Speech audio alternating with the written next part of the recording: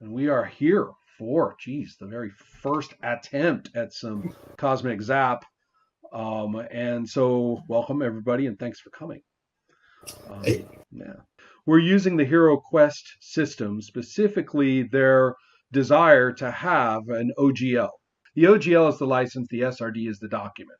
We are building characters, and the characters will build the conflicts. I don't jump in and say much, if anything, about the setting and the history of the setting and all the rest of it. A whole lot of that gets created through the characters. In this kind of story, this kind of material is often very irresponsible in terms of consistency or anything like that.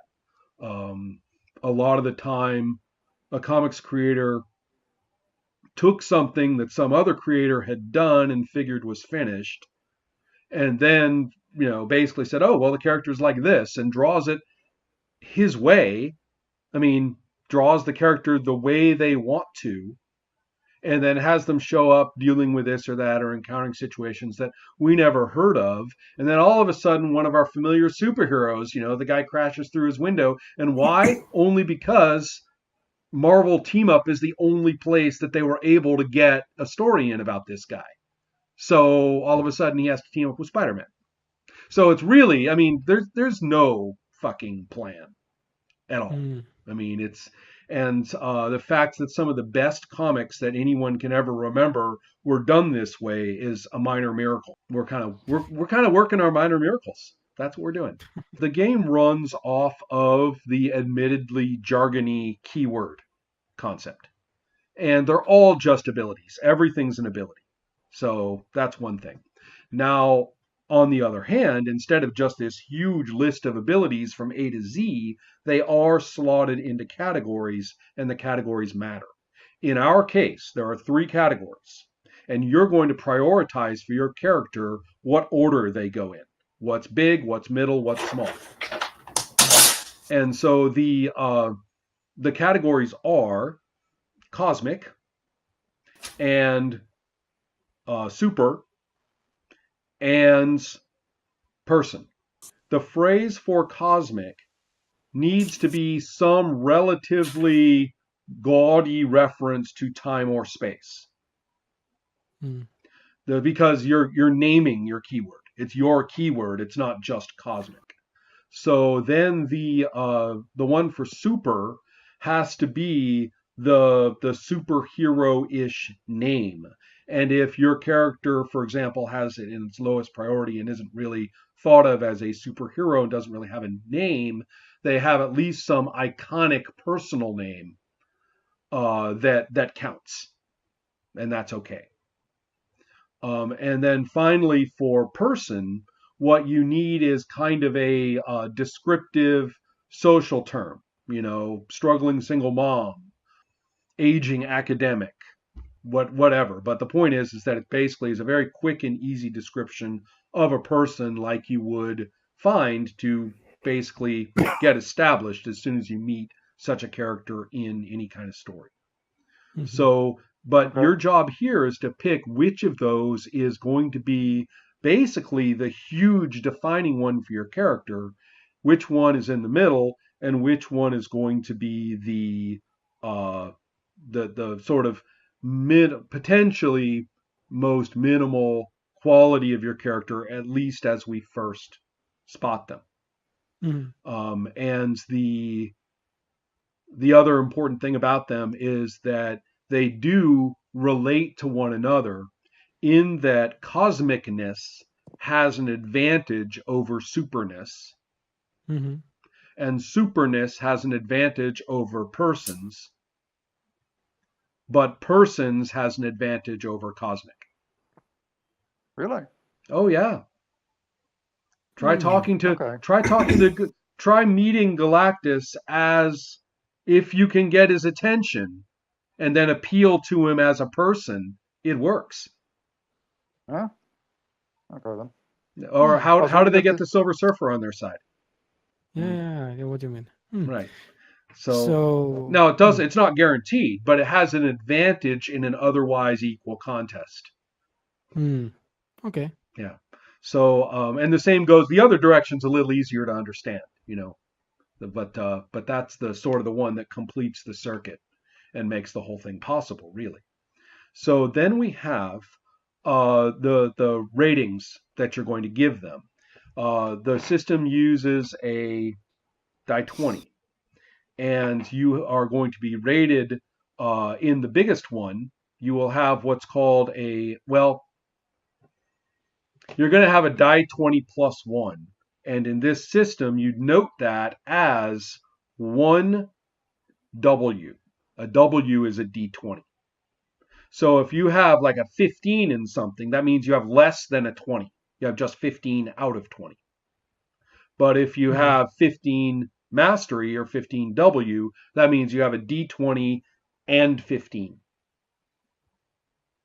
So you can have more than one. So you could have like one mastery 2, which would be 2D20 plus the 1 in the front. So you have one mastery, or 21, if you want to call it that, in your biggest keyword.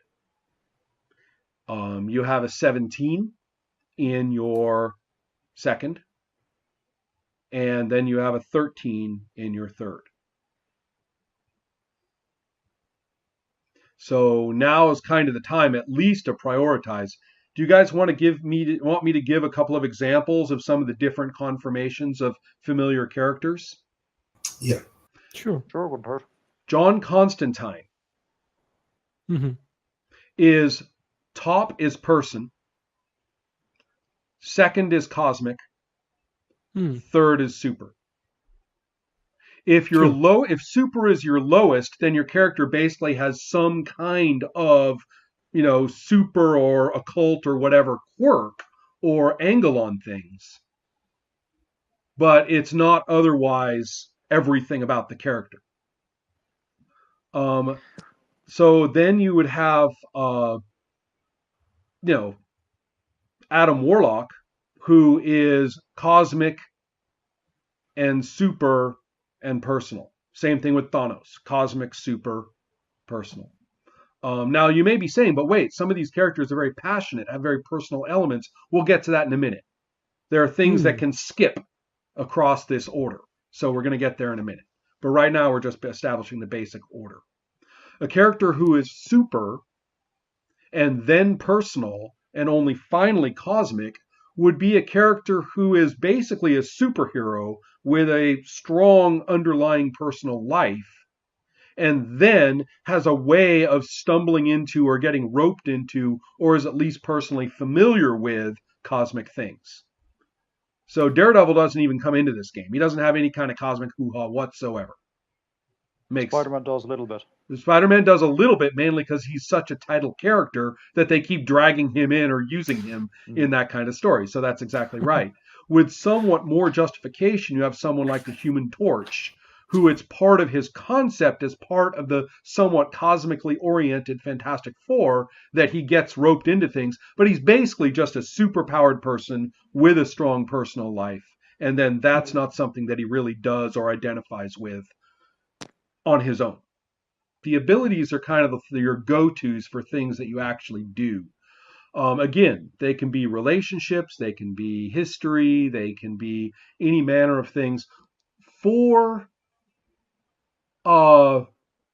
If cosmic is your highest, or for cosmic abilities, you should be thinking about pretty damned overwhelming elements in your abilities. If you want there to be a power, like something you wield, the Silver Surfer wields the power cosmic. Adam Warlock has the soul gem. They should be things that have they should be completely symbolic and completely wide open to doing any damn thing. They are very much awe-inspiring. They're almost the weirdest because you don't know really what they do. Adam Warlock used the Soul Gem to destroy enemies, but really had no idea what was actually doing. Now and relationships should be with unguessably profound entities. A memory might be of some, completely significant event that, sort of shocks people that you had something to do with that or you were there.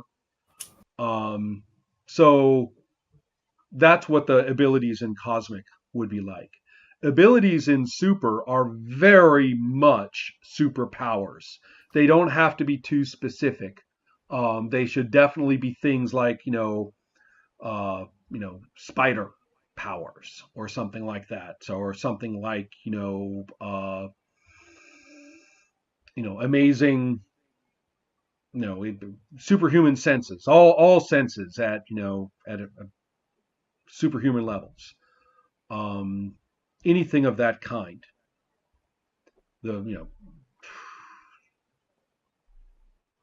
secret tech cyborg, military issue cyborg, things like that. And they don't have to be these fairly granular powers, but they should be very specific in superhero terms. Relationships, memories, and stuff like that or personality traits or emotions should be very intense at the supers level because they're not just your memory. You don't just say, oh, I have a girlfriend. No, this is something to do with why and how you're a super person. You're a superhero. So any like memories or emotions in this particular level of super should be kind of bent. Whereas in person, relationships, professions, lifestyles, appearance at that personal level. Whereas, terrifying avatar of the night is a perfectly good super physical description, you know.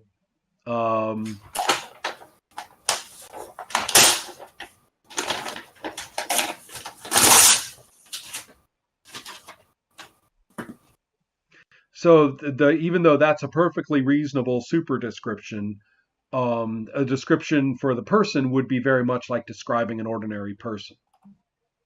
Now, once you have these 6 abilities kind of roughed out, and you might say, oh, thank God I got that over with. Making up these abilities is really tough. I got to make up all this stuff. Well, I have news for you. You get to make up 5 more and stick them wherever you want. And these all get rated at 13. Oh, I forgot to mention. The ones under any keyword are the same rating as the keyword plus 1. So therefore, whatever it is you put in, your lowest keyword, which is 13, all the abilities that you just put in there are rated at 14. Well, that would be the lowest, so that's just 1. Whatever you stuck in there will start at 14. Somebody has a ringing phone. Oh, okay. I don't think it's me. Okay, so does everybody have their scores now for their abilities? I mean, even if you left it blank, you should put the right score number in there. Oh, I'm sorry, I'm still unclear on what the system is there. Okay. My understanding is that there are 3 categories. One to be middle, one to be low. Right, and the high is 1 mastery or 1 W. The middle is 17, and the lowest is 13. Okay. Now, let's say you take the lowest, that means you have 1 ability in it at the moment. That's rated at 14. Okay. However many abilities you stuck with the 17, they're at 18. So it's plus 1 for its keyword.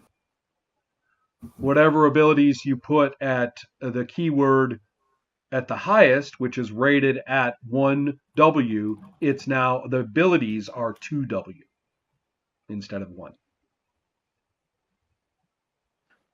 Morgan, let's take it from the top. Which one did you pick to be the highest? I haven't picked anything yet. Okay. But the point is that Cosmic itself can be treated as a keyword, and it has a rating. Yes. And then you choose specific keywords to go under that, and they are plus 1. Correct. Okay. And there are 3 keywords for your top area, 2 keywords for the second, and 1 for the third. Yes, but we should call those abilities The keywords are the big ones. Cosmic, super personal. Okay. There aren't any other keywords. Okay. So the abilities are that The are no abilities longer are using abilities. keywords. Right. The Okay. abilities And are the they're +1. subcategories, the specifics. Okay. Yeah. A little easier that way. And yes, you got the numbers right. Okay. Right. Just checking. And then, of course, I just threw you a wrinkle, which is then make 5 more abilities, put them where you want, and put them all at 13. Now, before you do that, I want you to kind of hold off a second and realize that some characters are, you would think that you'd have most abilities in the top category and then some in the middle category and hardly any in the lowest one. But you can now kind of nuance your character out by having more abilities in something that is lower than you might otherwise think, for example. Mhm. So you can make your cosmic dude, even though his personal is low, it's also very nuanced with 6 abilities in there. You see what I mean? Okay. So everybody kind of getting this idea now? There's one more thing regarding, well, 2 more things. Once you have these roughed out, you are then going to get 12 points to scatter across them as you see fit. So this is how you get Mr. Fantastic, who is a super with a strong personal life, whose lowest is cosmic, but has cosmic research in cosmic and put a ton of points in there. So now it is one of his highest abilities. Okay. And then in person, he stuck in, he put genius in there and he dumped a ton of points in that too. So even though they are as abilities in his second and third tier, they are basically his top 2 abilities. So you see how you can now really mess with the framework. Okay.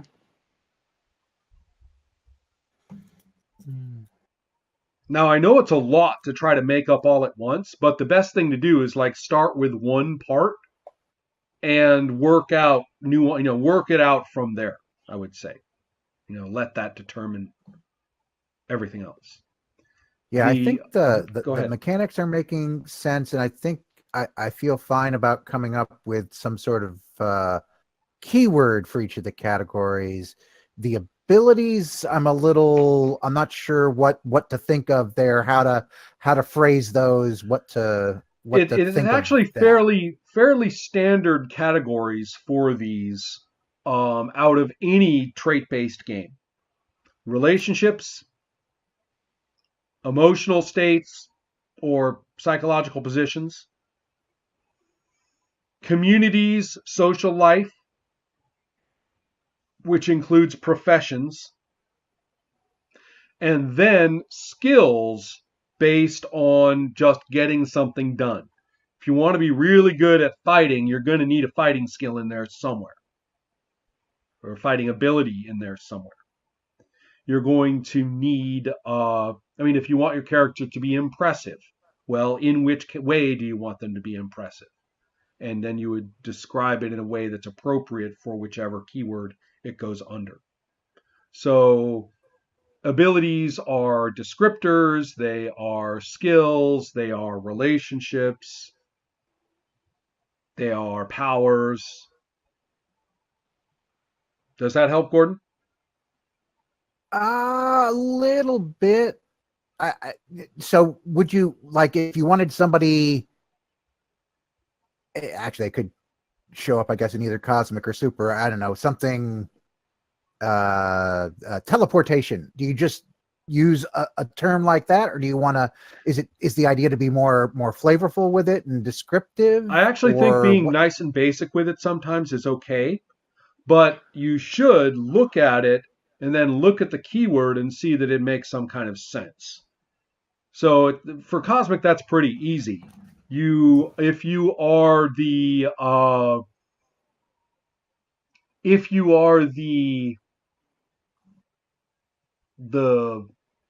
the scion of the past that was not,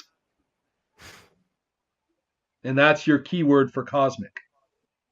Right. Then when you put teleportation in there, it is some manifestation of that and can be expected to be a matter of you fucking with time streams in order to be somewhere else that you would have been if things had gone a different way. Whereas if you are, if your keyword for super is Dr. Photon, then when you put teleportation in under Dr. Photon, we all know that you turn yourself into photons and go over at the speed of light to be over there. Mm-hmm. You see? So even using a fairly basic ability needs to be understood as a manifestation. We should be able to look at that keyword and go, oh, well, of course, you would do it this way. I have found the hardest thing, as I implied earlier, the hardest thing for people is trying to reconcile super and cosmic. If that's hard for you, make it easy, drop super to the bottom. Sometimes it's just easier to consider yourself to be a person who, despite yourself, has intense connections to cosmic problems, Mm-hmm. or a cosmic being with a very strong personality and set of personal elements, and then have the kind of super stuff be an addition. When super's the lowest, you don't have to come up with a superhero name. It's just a talent, quirk, feature, something like that, of which the ability is simply the most ready application as far as you're concerned. Now, I did say there were two things left, and that business about the spending the 12 points Mm-hmm. was the one of them. The last one, and I swear to God it's the last one this time, is take 3 abilities that you already have and put in an extra phrase to them that makes them a problem.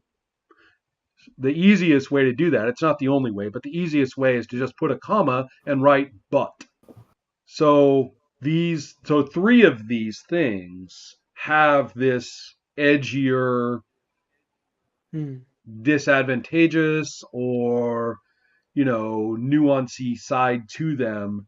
There is a way that the ability doesn't work out for you, or is a problem, or has a side to it that has consequences that are very, very easy to work with. So for the 5 extra skills that we add after the kind of the main ones, are they only for the kind of the inferior category, the smallest category? No, they can be scattered wherever you want. Mm-hmm. Okay. And then the 12 points can also be spent wherever you want. So if you really wanted to be ridiculous, you could spend all 12 skills on one thing in your that's rated according to one of your original skills in your top category, in which case it would start at 2W and you drop 12 points into it. And so now it's 14W, but you don't spend those points on anything else. If you have person at the lowest level, starting with 1 ability in it, and for the moment, let's ignore putting other abilities in there, then it's best to think of it as a memory or some very diminished aspect of being a person. It's kind of interesting. I mean, the story of the Silver Surfer and the original 3 issues with Galactus is very instructive, because that's how he starts. And he, however, is confronted with somebody who succeeds in person-based roles against his cosmic very, very effectively. And in the game system, what that would mean is that he spent he spent hero points on making new personal abilities. So he would have, a personal ability that involved values the earth, or that you basically something very ethical at a very human level. And you'll notice that he is, however briefly, able to challenge Galactus successfully. It's only that his powers are no good against Galactus, but Galactus cannot stop him from defying him. Galactus cannot just wave his cosmic hand and make the personal side of the Silver Surfer do whatever he wants. That's the one thing he cannot touch. But the Silver Surfer does begin that story in a fairly muted state as far as humanity goes, as far as his person score goes. So Galactus is arguably a much more interesting person, at least at the beginning of that story. We get to see him argue with the Watcher and have a position and stuff like that. Where it's not until after encountering Alicia that the Silver Surfer basically reveals, we find, that there was once a person in there. Now, you can also think in terms of supporting cast, because relationships at all levels are possible. Oh, we're supposed to pick a name for the cosmic keyword and the person keyword and the super keyword. Yes. It kind of depends on their prioritizing. Say super was your top keyword, then their superhero name would definitely be the keyword. Batman, period. If it's at the bottom, then you probably don't have anything like that. You could, but it would be more like a psychic anomaly, or something like that. Something that's more like a detail. This is actually pretty important. This is what I was talking about when Gordon was asking about naming abilities, and I said that sometimes the abilities can have relatively straightforward names, but you always relate them to the keyword they're under, and you get a much better idea of what they actually mean that way. Alex, how about you?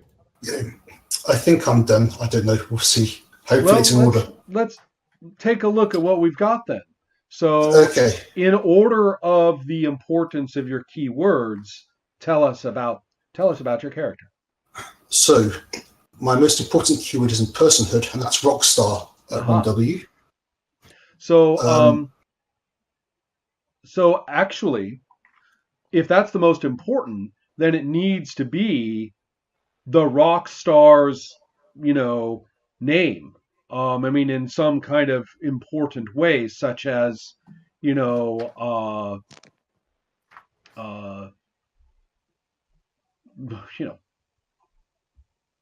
no, I've got that. My name will be Iggy Pop, Godfather of Punk, something like that.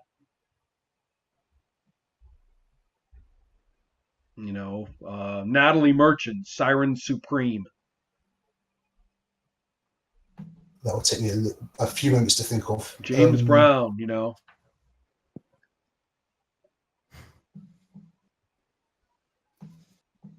Well, I think my Rockstar name is going to be Zebedee Infinity. There you go. What kind of rock are we talking about? I think it will be a modern slant on kind of prog rock. Aha. So you could even say, prog master, or whatever it is that the fans have decided to call you, or some enterprising journalist came up with one day and it stuck. Herald of the New Prog. Whatever Andy Warhol, Nice. yeah, whatever Andy Warhol called you.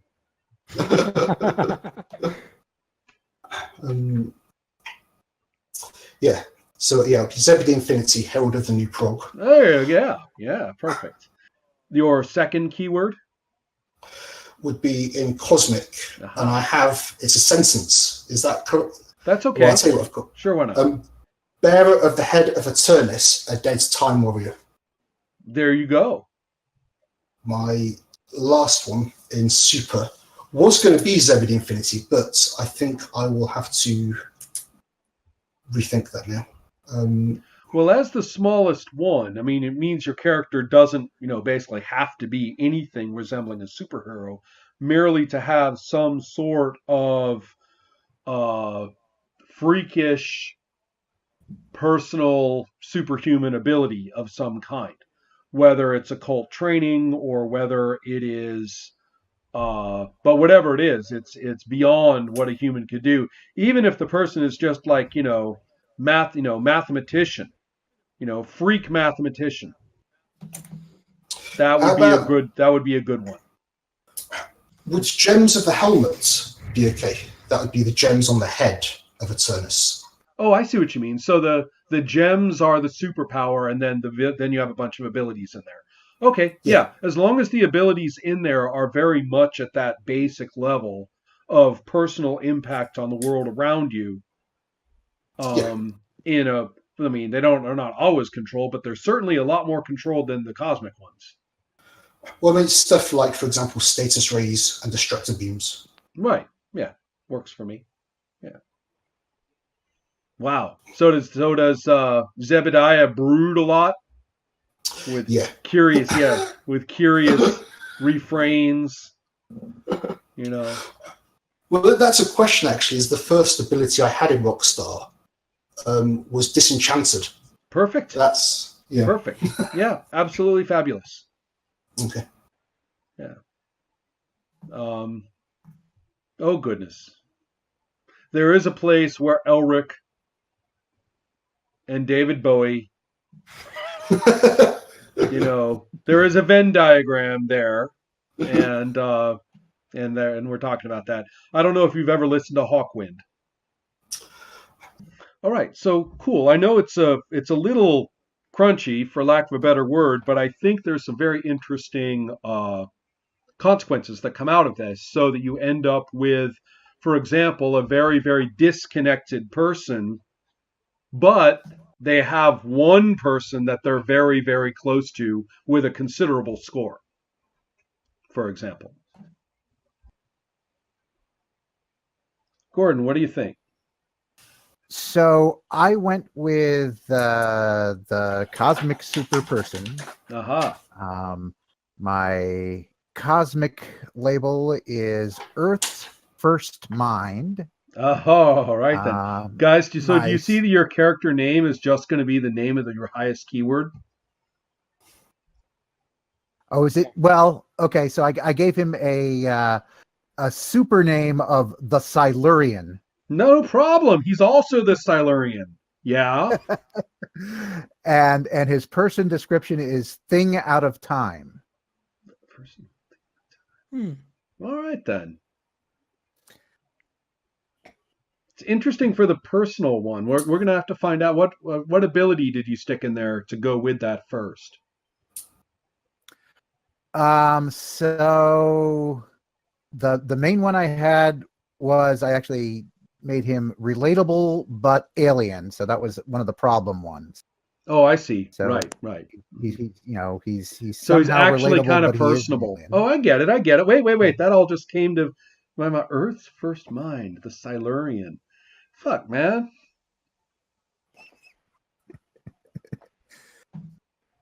All right. So Morgan, are you fitting in or not in the good way? I think I am a little bit. My top keyword is cosmic, and it's azimuth. Middle keyword is person, and it's Calvin Wu. And the lowest keyword is super, and it's doorkeeper. Yeah. So my highest category is cosmic. And the name is Demetrius, last survivor of the primers. My middle category is person, which is Stephen Baxter, astrophysics professor. And the lowest one is super, and is Professor Primus. Very nice. All right, so we're looking at these, and the first thing I do now, or we do as a group, is look across and say, all right, we are going to go in this order. We are going to take the character who is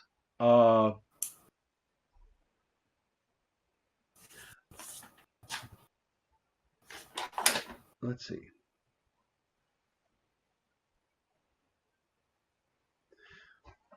I want to the way I want to do this is to go with that little diagram of how cosmic basically trumps super, and super basically trumps personal, and personal trumps cosmic. So the question is where to start. So I know exactly what order your characters should go in, with the possible exception of the two who are alike. But what I don't know is where to start. So what we should do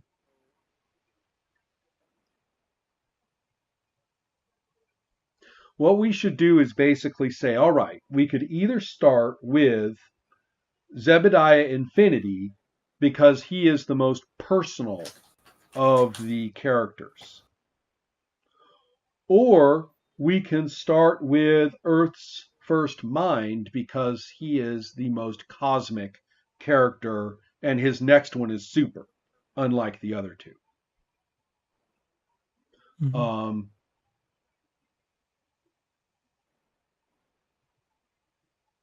And so I guess what I'm saying is that we can either start at the most personal possible, or we can start at the most, powered and cosmic possible.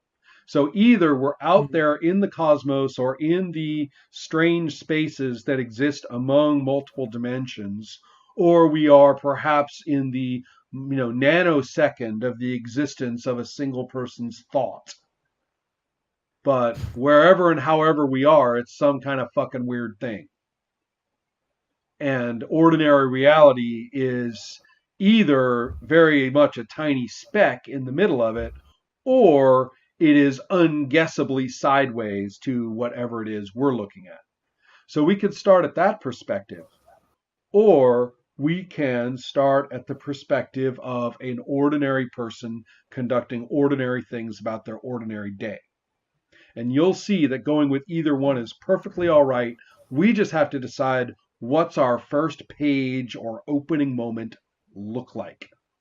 Is it going to be an ordinary person doing an ordinary thing, or is it going to start off with the acid trip sequence?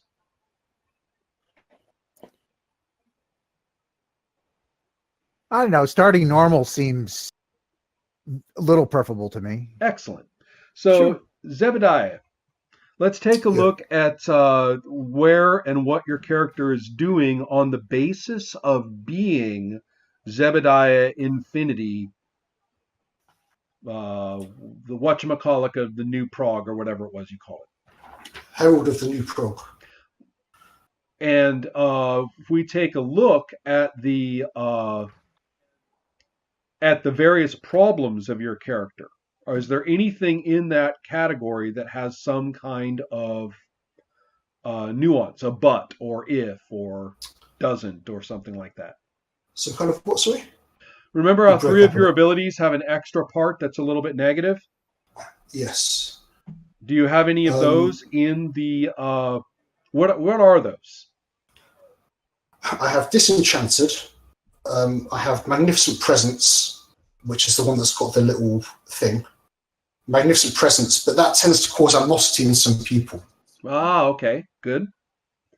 And then my third one is my ex-girlfriend of Diamonds. And Diamonds is her name. Okay. I think what I had in mind for these was not that they were sort of negatively phrased on their own, but that they had some extra phrase that went with them. So, for example, the ex-girlfriend, comma, but I'm still in love with her. Or ex-girlfriend, comma, she's trying to kill me. Ex-girlfriend, comma, I owe her a ton of money. Oh, that's what I had for Magnificent Presence. It was Magnificent Presence. That's why, yes, comma. But I completely agree for that one. But what about for the girlfriend? Just... Oh, she didn't have a comma. Right. Well, that's fine. I was asking about your abilities with commas. Oh, sorry. Yeah, okay. I have. That's why I was objecting more. Okay, yeah. Okay. My 3 abilities with commas are the Magnificent Presence one. The next one is in the cosmic level, which is I can penetrate time, but it tends to be weak unless I'm fleeing. Got it. Right. And my last one is in my super category, and that is rewind my wounds, but it makes my memories stronger. For introducing the character, it might actually be a really good way of saying, okay, show us Zebediah in his ordinary life where one of these things is being a problem. Okay. And if you don't want to be that creative about it, then someone else can do it for you. Somebody else can do it for me with... somebody else can do it for me. But that has to be Gordon, because his character's on the other end of the spectrum. Oh, wait, is that going to be the way I do it? No, I don't like that idea at all. I have other plans for Gordon, the way it's system-wise. Instead, no. Someone else has to do it for you, and then that kicks to Game Master in this case. So the Game Master makes it up for you, and he says, well, isn't it a problem when you and Diane, was that her name? Diamonds. That's her name? Yeah. Holy cow. When you and Diamonds are just about to conclude this private dinner conversation, which so far seems really to be going well. In fact, where would you and Diamonds, let's say, no, I'll make it up. I'm the DM. Haha, I shall frame. You guys actually have cleared, you have used your fame and clout and importance, at least in this town, to reserve a whole room in a really, really nice restaurant. So you guys have the whole room to yourself. So you guys get the full wait staff. You get all the pleasantries of being served at this wonderful place, and nobody else is in the room. No other, diners are in the room. So, and it's just right. It has actually been really, really nice. And Diamonds is saying to you,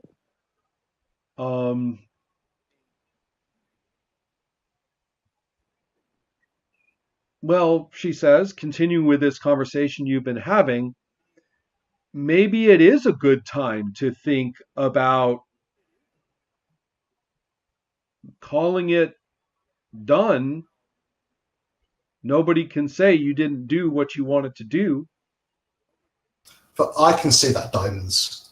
I never got there. Is that why you're so depressed? Because you can't get where you're going? But it's everything you told me.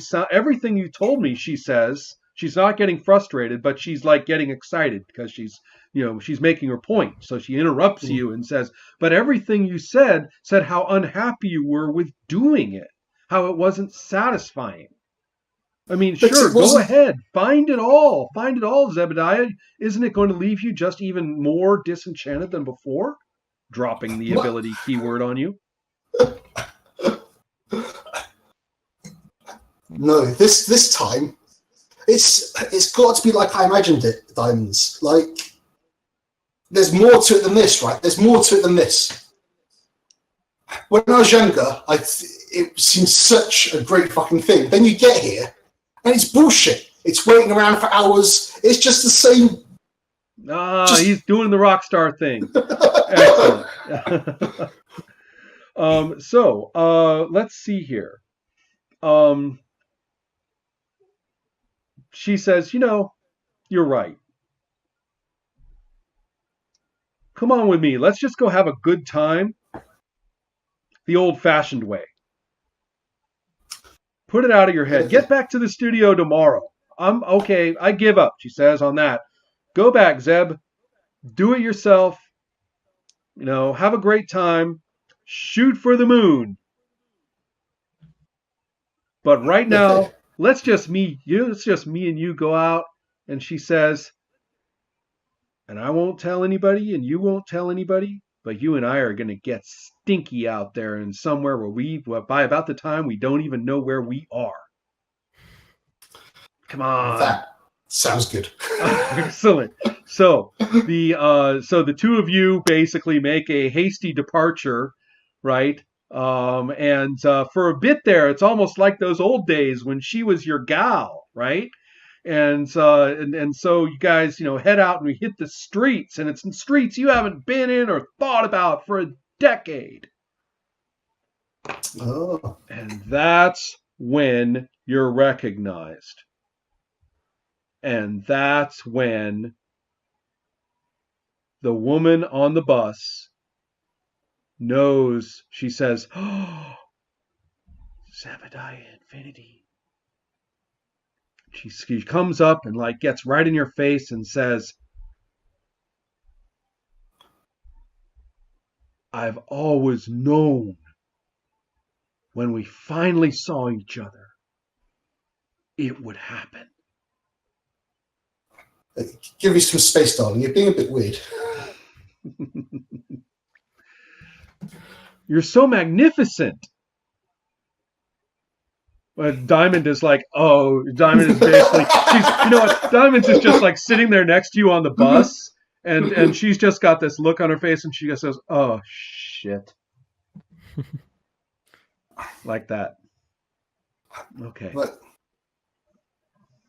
I know. So what will you do? What will you do? And now here's the fun part. What will you do? And how is it going to make super awful trouble for Earth's first mind? That's your job right now.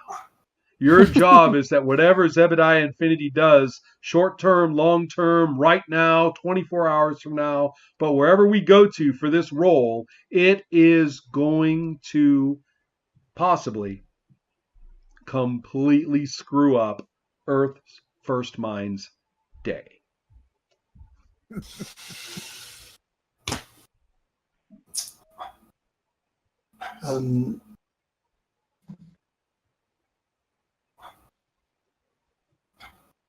Okay, so I'm I hold Diamond's hand. I'm like, let's get out of here. I think I'm going to use I'm just doing it. I'm just going to use my time ability. We'll go to the future, somewhere in the future. And how is that going to mess up First Mind's day? Oh, I think we're in a pretty good space to get there, actually. So just keep that in mind for purposes of narration. And so, what is the name of the ability? That is penetrate time. And what is the value of the magnificent presence except people fall in love with me? That's 2W. Oh, okay then. Guess what's opposing you? So that's 2W. So you're rolling against yourself. So what was sorry, I missed the time one. What was its ability? Was it 2W as well? No, it was something else. No, that's 13. 13 all by itself? Yep. This is how it works. Your roll is easier because there's no W's involved, okay? Okay. By the way, everybody's got, well, I don't know what we're going to call it eventually, but in the system, it's called a hero point. Mm-hmm. Everybody's got a hero point.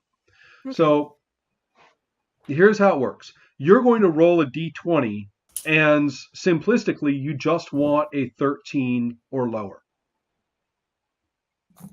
Now, I've got a 2, so I want on my d20 a 2 or lower.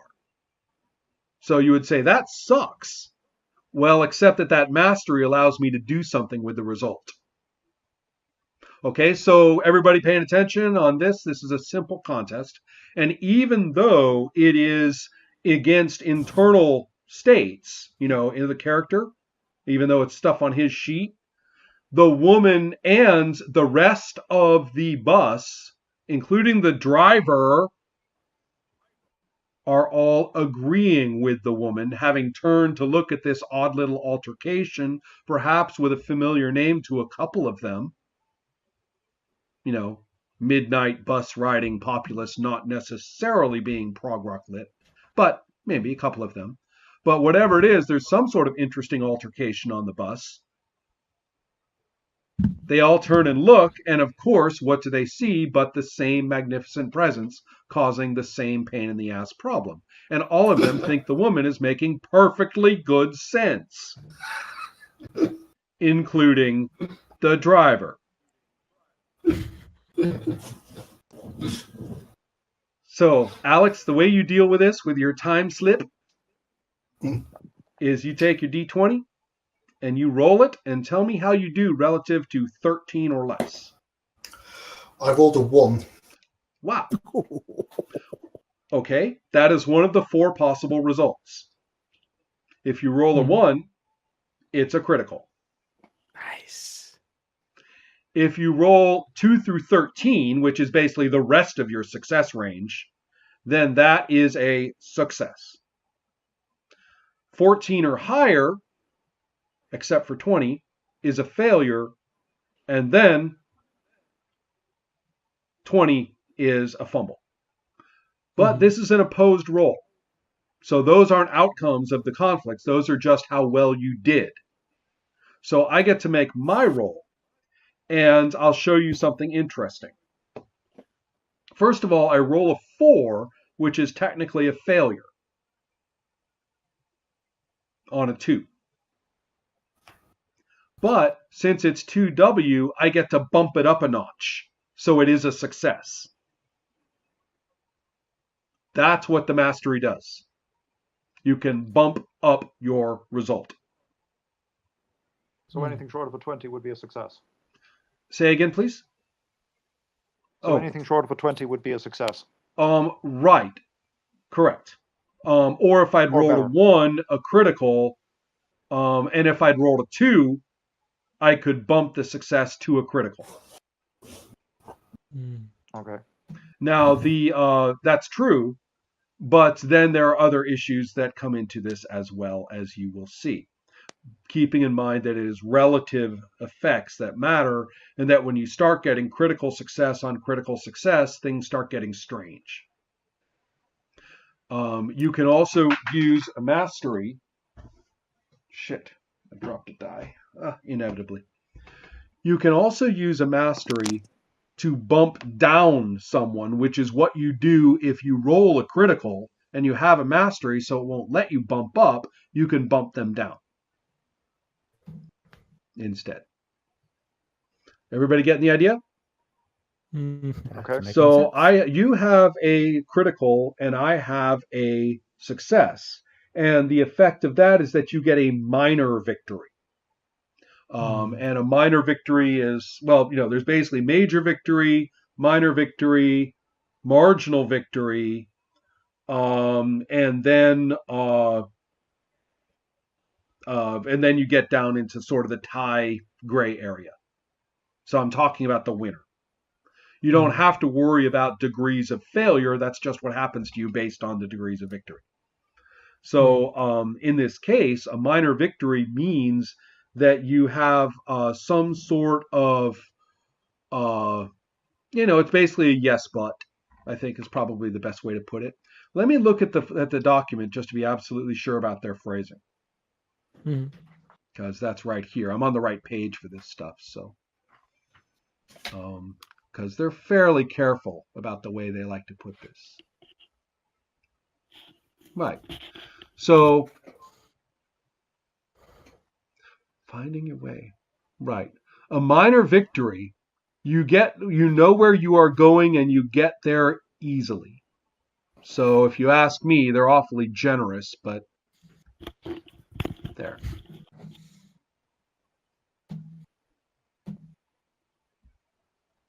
There. Okay, so minor victory in this case means that you know where you're going and you get there easily. So you went somewhere in the future. Yes. And what's that like? Where are you? Because you know where you're going. I mean, I'm not going to tell you. maybe 100 years in the future, on the top of a building here, same place, but we're looking out now across the landscape of the future of the city, and it's beautiful. The lights, maybe flying cars, right? Okay. I'm holding I think I'm holding diamonds around her shoulder, kind of hugging a bit close. Excellent. Okay, so that's great, and you know what? It's so nice and orderly and peaceful, and high tech and everything like that, and it just clears your mind, and it's like it's so peaceful compared to all that.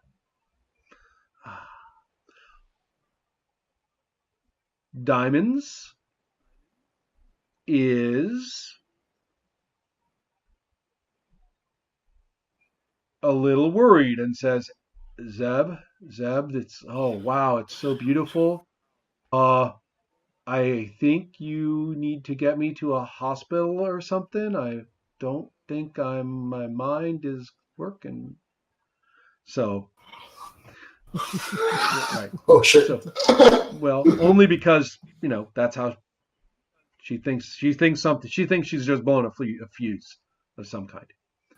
Now, how does this make a terrible problem for Earth's first mind, who, as I recall, has some form of funky time involved in his concept? So yeah, well, let's see. So, I was thinking of it a little bit more in terms of. Well, actually, the idea was to have Alex GM you. Oh, I mean, I can. So you might want to ask him a little bit about like where he would be and stuff like that, particularly in terms of being cosmic. Gordon, what's your thing out of time ability? So that's at the person. That's the descriptive term at the person level. Right. So you actually want to be attacking as cosmic, Alex. So his cosmic abilities is he's got he strides the abyss of time. He is a survivor of extinction and a servant of sentience. I think strides the abyss of time is about to get a kick between its strides.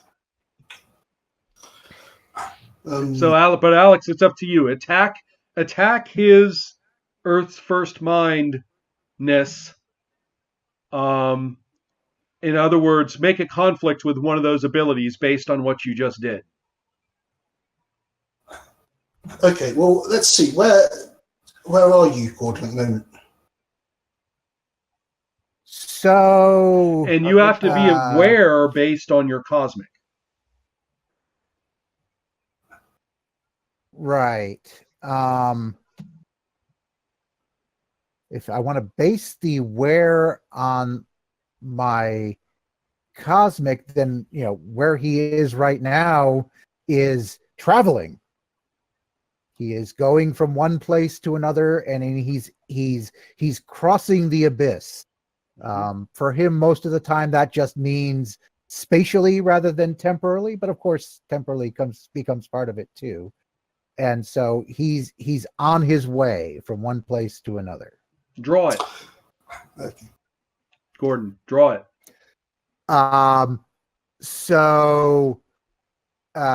Well, I mean, visually, we've got a backdrop of swirling stars and galaxies that are way too close to really be as visible. All your Hubble Space Telescope photos superimposed on each other, while he's walking down a dusty road, somewhere in a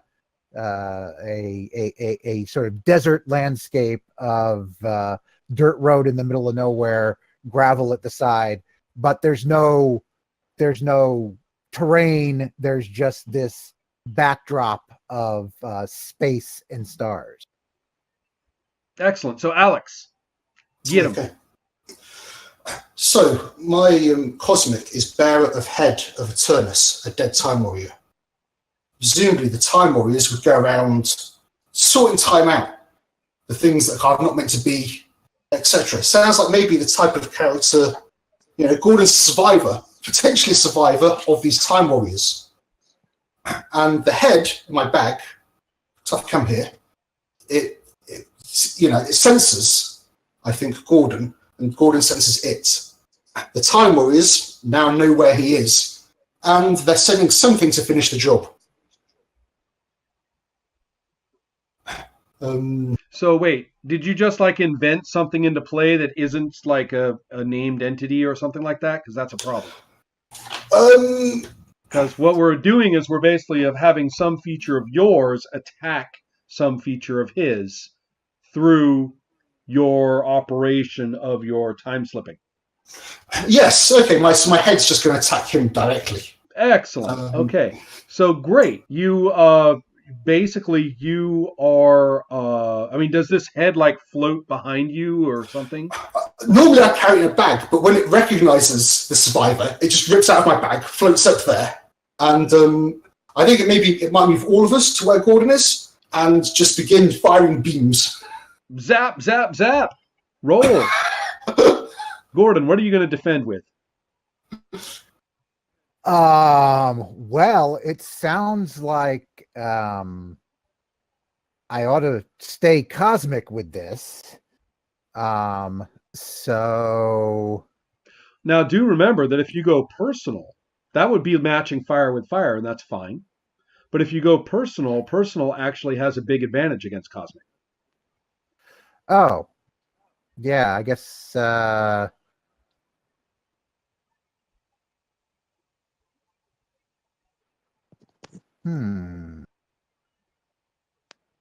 to that the head's one better nature or something? I don't know. Say that again, Morgan. Appeal to the head's better nature or something? Oh, my head would Or be actually shouting. better to him. Appeal to Zebediah, right? My head will be shouting, "Die, Solarian, abomination of time." Oh, well, there you go. Fires its beams. Yes, but what does Zebediah say? What are you doing? Right. Oh, yeah, excellent. Now we've got the right idea. Can a guy get some peace even in the future? Come on, Gordon. So I think I'll go with the personal and speak. It could be either or both of them saying, "What makes you think you are so different than me that I should be eradicated? You have traveled 100 years into the future. What do you imagine would happen if you went 10,000, 100,000? You might find yourself in the same place as me." So what are you using? Thing out of time? So that's my relatable. Right. Oh, relatable, of course. Yes. Cool. This guy, you're like, I'm not hey, so different I'm from not you." so bad, right? All right, then. So go ahead and roll that, and it's going to be up against the beam zaps. Okay. Well, so I have 16 in my relatable, and I roll a 10. Right, which So is a success. That's a plain success. Yes. So, and by the way, but in using personal against cosmic, you can grab an extra hero point. So now you have 2. Oh. I was actually thinking of starting everybody at 0, but Okay. but the rules say start at 1, so I did. So anyway, so Gordon now has 2 hero points. So keep that in mind. You have the option to bump it to a critical success, to a critical if you want. Just hold on and see how his roll goes, basically. So Here's an interesting question. So the cosmic is the head. That's at 17. Right. Actually, the destructive beams themselves are under super and at 13. So presumably, because it's the head attacking, that'd be 17? No, it's the beams. So 13. Wow. Fuck, I got a point again. Oh, no. Okay. Jeez. So, Gordon, you either would get a minor victory, which is a success against a critical, which isn't that bad. Or you could bump to a critical, which actually, in which case we would go by whoever has the higher roll would succeed, would basically have the edge in what would otherwise be kind of like a tie. You guys had to go and roll to like the edge case of the, of the resolution system, didn't you? So let me quick take a peek. Let me just quick take a peek at its notation. This is straight out of Hero Wars, and the notation on this was actually fairly tricky. So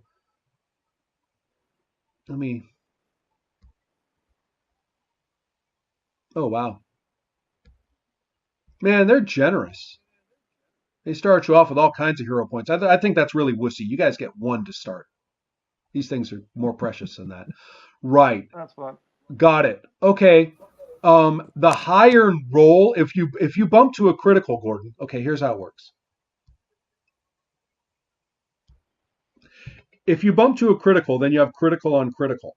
Then the person who has the higher number rolled, period, gets the marginal victory.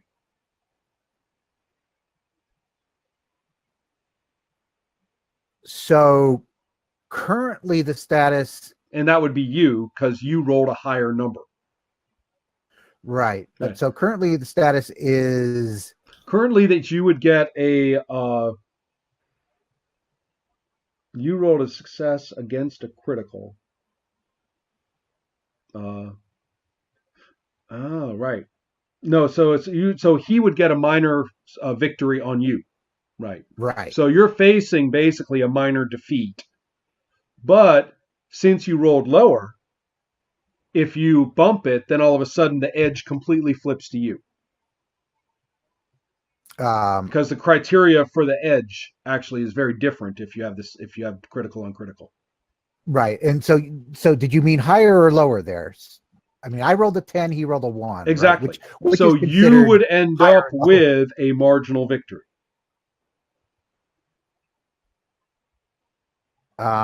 So I mean, I think I'll go ahead and do that. The marginal victory that seems to make sense to me, would be that I am knocked out of the abyss into that 100-year in the future.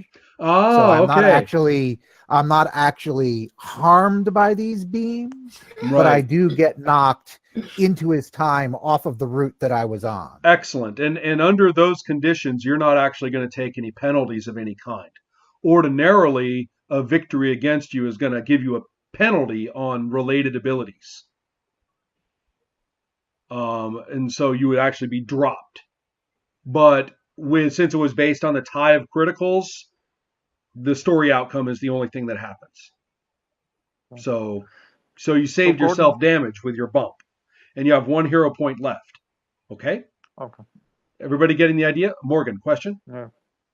Yeah, I was just wondering if he got that edge from using a trump category or from spending a hero point. But he spent a hero point, so that's he got by moving his success to a critical with his hero point. Then he was able to tie the other critical. So critical on critical ties are resolved by checking the numbers, and whoever has the higher number ends up with a marginal victory. Yep. And it's just that by the thing about using the trump category just gives me a hero point. It gives you an extra hero point. You might not have had one, for example. Yeah, if I hadn't had one, I would have had to use that. You've still got one. Okay.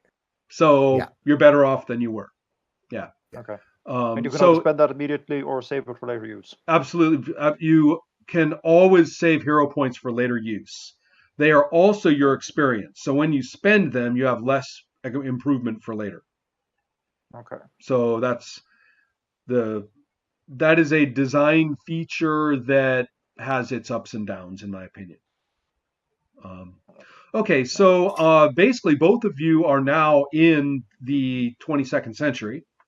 And unfortunately, Diamonds was too before all of this happened, and unsupported and dazed and abandoned by Zebediah, has stepped off the edge and is plummeting to her doom through the zip, zip, zip flying cars. As both of you actually come in and you see this screaming woman vanish into the mists and the headlights below. Diamonds! What do you two do?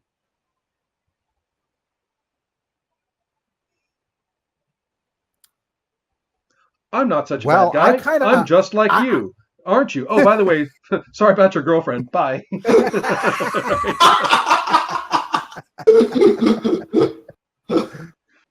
Oh, there's someone falling.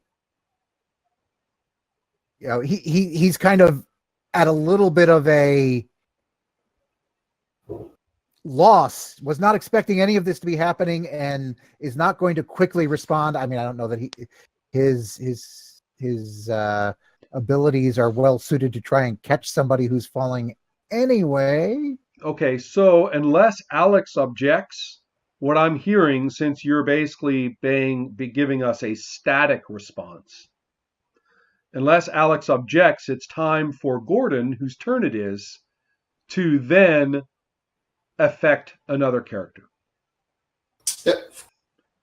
So the person whose job it is to frame for the next person can decide now whether to have this be problematic for them, or whether it's going to be basically starting from scratch, starting from their problems, and never mind us.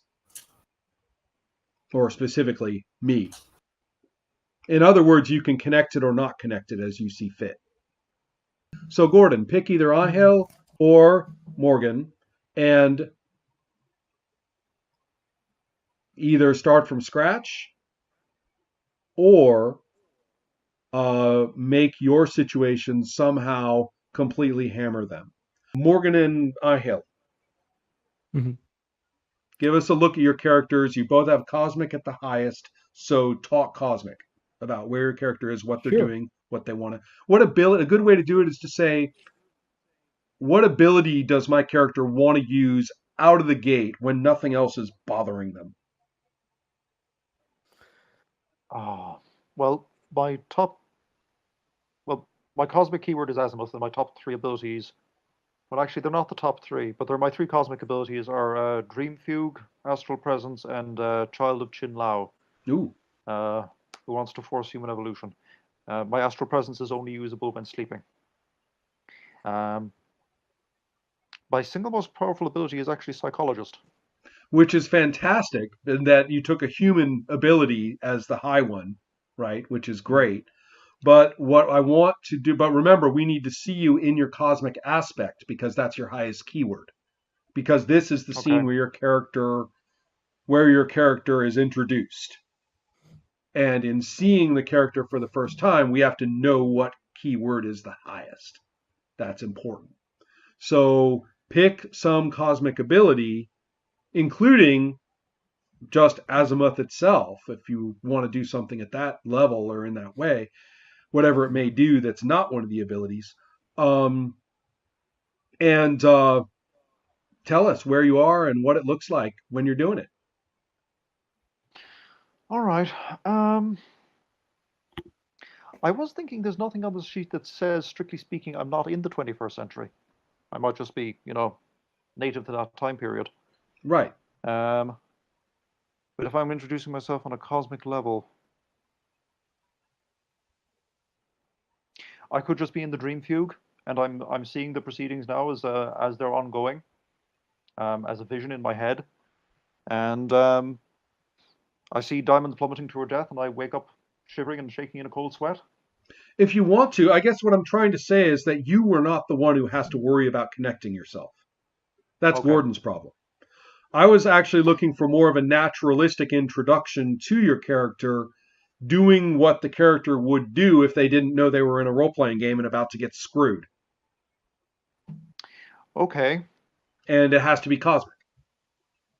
it has to be cosmic.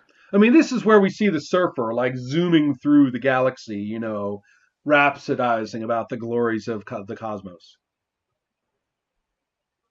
Okay, if I'm in the dream fugue state, I'm in what looks like a featureless grey landscape. You can see rolling grey hills out toward the horizon, and as I focus on them, they come swiftly into view. Rolling toward me, they're like the waves of an immense sea.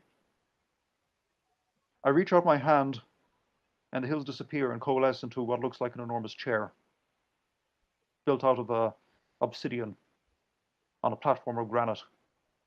It seems to reach leagues into the sky, but then I wave my hand again, and I sit upon it, and I think. Excellent. What does your character look like?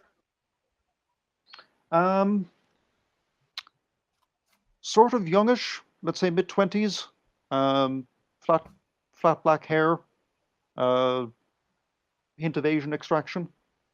Oh my God, you're in the but at 80s. Sorry? I said, oh my God, you're in the 80s.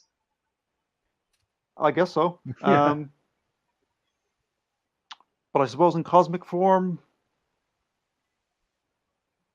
as I sit upon the chair, I take upon a grey tone myself and merge into it as if I were stone. Oh, as if the whole thing is the big statue now. Yeah. All exactly. right. Okay. Well, cool. It would be so awesome if you could go on and keep doing this like you planned and would gain immense benefits, insights, role in the cosmos, and whatever, just like you were hoping to do today, except Gordon is here to make that either to come up with some difficulty for you based on one of your, problems, or to have the impact of that scene totally mess you up. So, Gordon, you can hitch it, or you can say, screw it, we've got our own problems. Let's go to this guy's problems. Should I maybe get an insight into Angel's situation before deciding that? Right. Sure. So Demetrius, as like the first image we see is a star, a blue gigantic star against the background of a space. And at first we cannot see it because it is so bright, but there's a figure kind of drawn in the middle of this star, like close to it. And as we get closer, we see like a human shape form, but that appears to be made of pure white glowing energy, and his eyes are two red dots.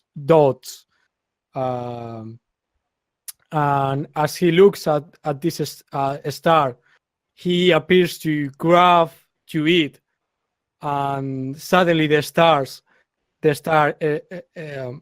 starts to implode and collapse onto itself as all his energy gets absorbed into the hand of this being and collected there. What ability are you using? This is the spark of creation, which is my highest rated. Well, I'm the wielder of the spark of the creation, but I can barely control it. So this is what I'm doing is very dangerous, and this is also my highest rated ability. So, in comparison, Morgan, what was the ability being used again? The astral projection, the Dream fugue. Dream fugue, right? And does that have like a comma on it or something like that? It does not. Okay, what are your character's problems? Astral presence can only be used when sleeping. As the child of Chinlao, my parent wants to force human evolution. Right. And Ken, my social worker brother, is estranged after my father's death. Excellent. Okay. So, Gordon, here are your choices. And the fact that your job, acting as Cosmic, is to go after the most personal character you can, except for, who's left, right? Of these two. But they're tied, which is why you have a choice. That's why I'm saying you have to know both. Otherwise, it would be mandated who you deal with. Although it is very good to know what everybody is doing, who might have started that way anyway, with everybody just knowing what everybody is doing, and then nobody would be. So wait, do you want to know my other problems? Because No, I don't. Because you're using an ability that already has a problem attached to it. So we know that if he goes after you, that problem is there for him to play with if he wants to. Sure. Whereas if he goes after Morgan, he's going to have to. We've seen what ability you're using, but Gordon is going to look for one of the things you have a problem with if that's where you want to go with it. Now, Gordon, conversely, you don't have to worry about their problems if you don't want to, if you just want to make what you're doing cause a problem for them. So it's up to you. You've got a lot of choices here. Yeah, so here's what comes to mind is that as in fact, GM both of them. I think that's the solution with the tie. Was that Demetrius, as he's pulling in this energy, a dot of darkness begins to appear in the middle of it. And the dot starts to stretch and extend, and it has arms and legs. It becomes a human figure. And suddenly your creation is centered around a woman who is falling through the sky. Nice. And as we look down and see it falling, a nimbus of energy begins to surround Diamonds. As the energy that you have failed to control has for some reason jumped to her. And probably is now going to immediately begin to contract again and snuff her out of existence before she even hits the ground. And screwing up your whole creation, like entirely. Yeah. Gordon, is there ground involved here, really?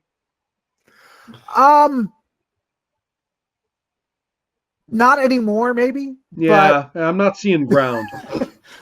Maybe not anymore. I mean, there's still air cars zipping by in the background, but they're kind of insubstantial and maybe not really there anymore. Yeah, when the energy of 1,000 nuclear bombs is about to explode in her face, maybe the ground is not such a bad solution. I'm sort of thinking about that. And also in the Beatles illustrated lyrics, a book that my parents had, you would not believe this book. I mean, this is like the freakiest book ever. And in each song had some kind of pop art accompaniment. So it was the lyrics and a page, 2-page or half page or 1-page spread, but it was every single Beatles song. And each art piece by dozens and dozens and dozens of artists, most of them completely fried out of their minds. And the one that I am recalling was a 2-page spread, a black and white photograph. And it was one of those photographs where the foreground is so close and the contrast is so high that it's actually a black silhouette. And so the foreground in this case was the top, almost the full half top of the 2-page spread. And it was shot of a woman's breasts hanging down. So you could see the 2 breasts, the 2 nipples, and the chest between the breasts, and that's this. And it's a photograph, so this is actually, the real body. And then the skyscape that was looking at was the sun was positioned so that it was just peeping over between her breasts at the viewer. So you have this skyscape, this sun, shining right into you from between these monster boobs, right, hanging down. And that was the graphic for Lucy in the Sky with Diamonds.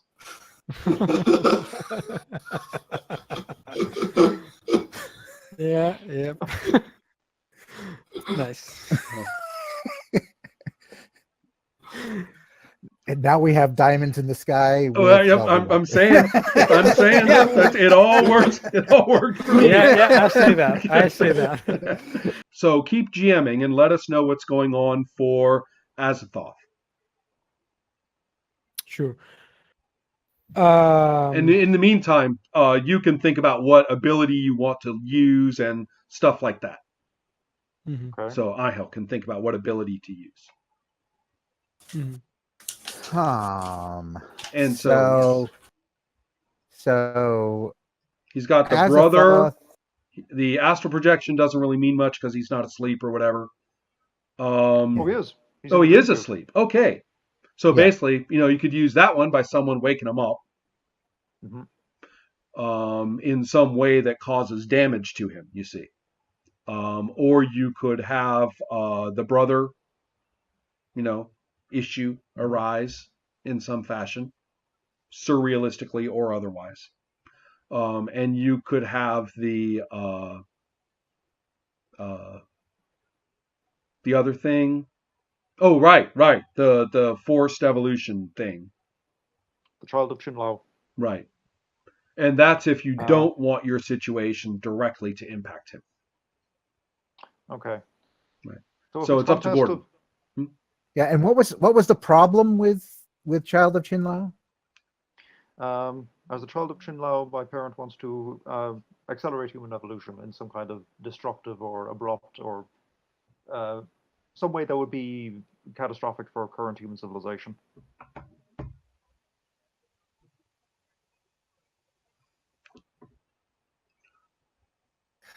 Well, Your guys' expressions are hilarious. When you guys get the idea of what you're going to do, this look of perplexity and then this absolutely satanic launch into what you're about to say. It's happened every single time. It's really funny. I gotta say it only makes sense that you get the same vision of as you're sitting on your throne thinking this very black and white image. It's all white noise, and then this black dot starts to form and becomes a human figure, and that this is going to be the start, the first new evolved human. Okay. In that bad way. Mm. The start of the end. Okay. So wait, this image just appeared to him? As he was sitting there and thinking, I had a very thinker-like image, right. Eyes closed, and this image started to form in your mind as a vision, since you are in your dream. Uh-huh. And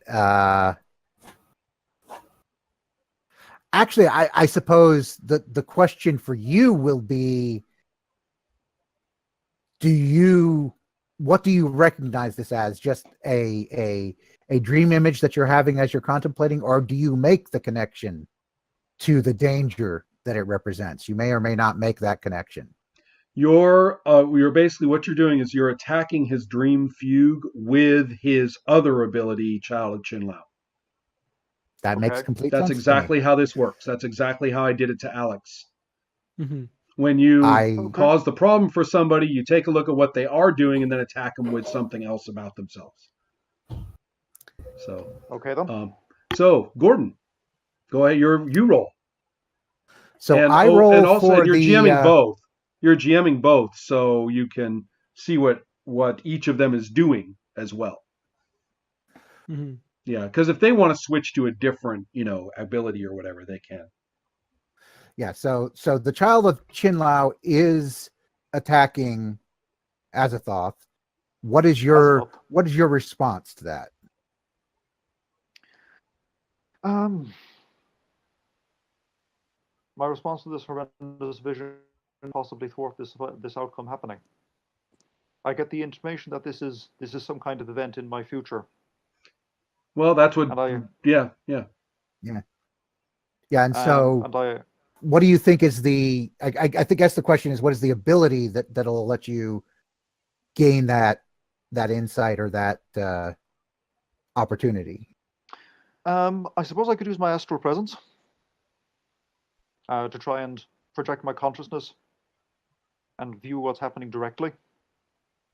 And I'm hoping this will give me some clue as to how I can prevent Diamond from undergoing this transition. Oh, so it is Diamonds who's the person? Did we say that? Yeah. Oh, wow. Yeah, I said I didn't know that's that. Diamond. Oh, wow. Yeah. Who knew? So, Okay. So anyway, Astral Presence and Child of Chinlao are both rated at 2W. So you can go ahead and roll with those. Okay, so I will roll the Child of Chinlao, and I have a 6, so that gets automatically bumped to because it's a W to a plain success, right? Right. You got a failure, but you can bump it to a success. Correct. Yeah, right. And so then you will roll your Astral Presence. Okay.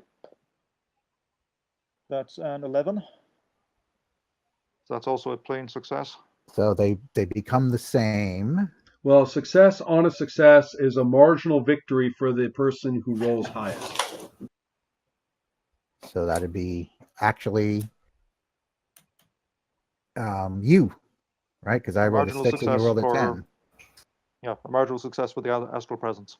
Right. Yeah. Right. All right.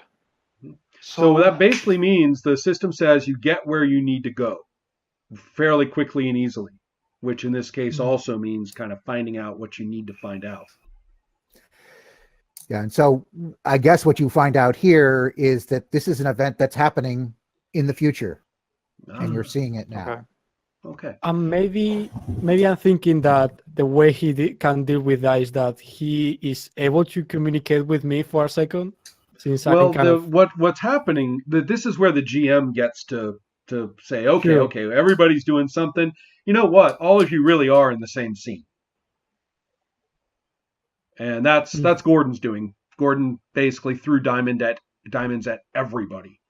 Yeah. Yep. So because of that, we're all in the same scene. Everybody gets to take action. Now that the astral, now that the astral jump has occurred, and Ahel, you technically probably could have gotten a roll in there too before everybody jumps in. So the GM's job is to make sure that everybody's getting their roll in when they should. Since you guys got framed simultaneously, you're each going to get a response roll, and then I, as GM, say, all right, everybody's all in this now. Mm-hmm. Sure. So, yeah. Right. So Angel, did you think about what you were going to do? Sure. Yeah. So basically, I'm going to be rolling against my super duper cosmic ability, right? Yes. Wasn't that fun? Yeah. By the way, so it started as a 2W, and I added 8 points, so now it's like 10W. Yeah.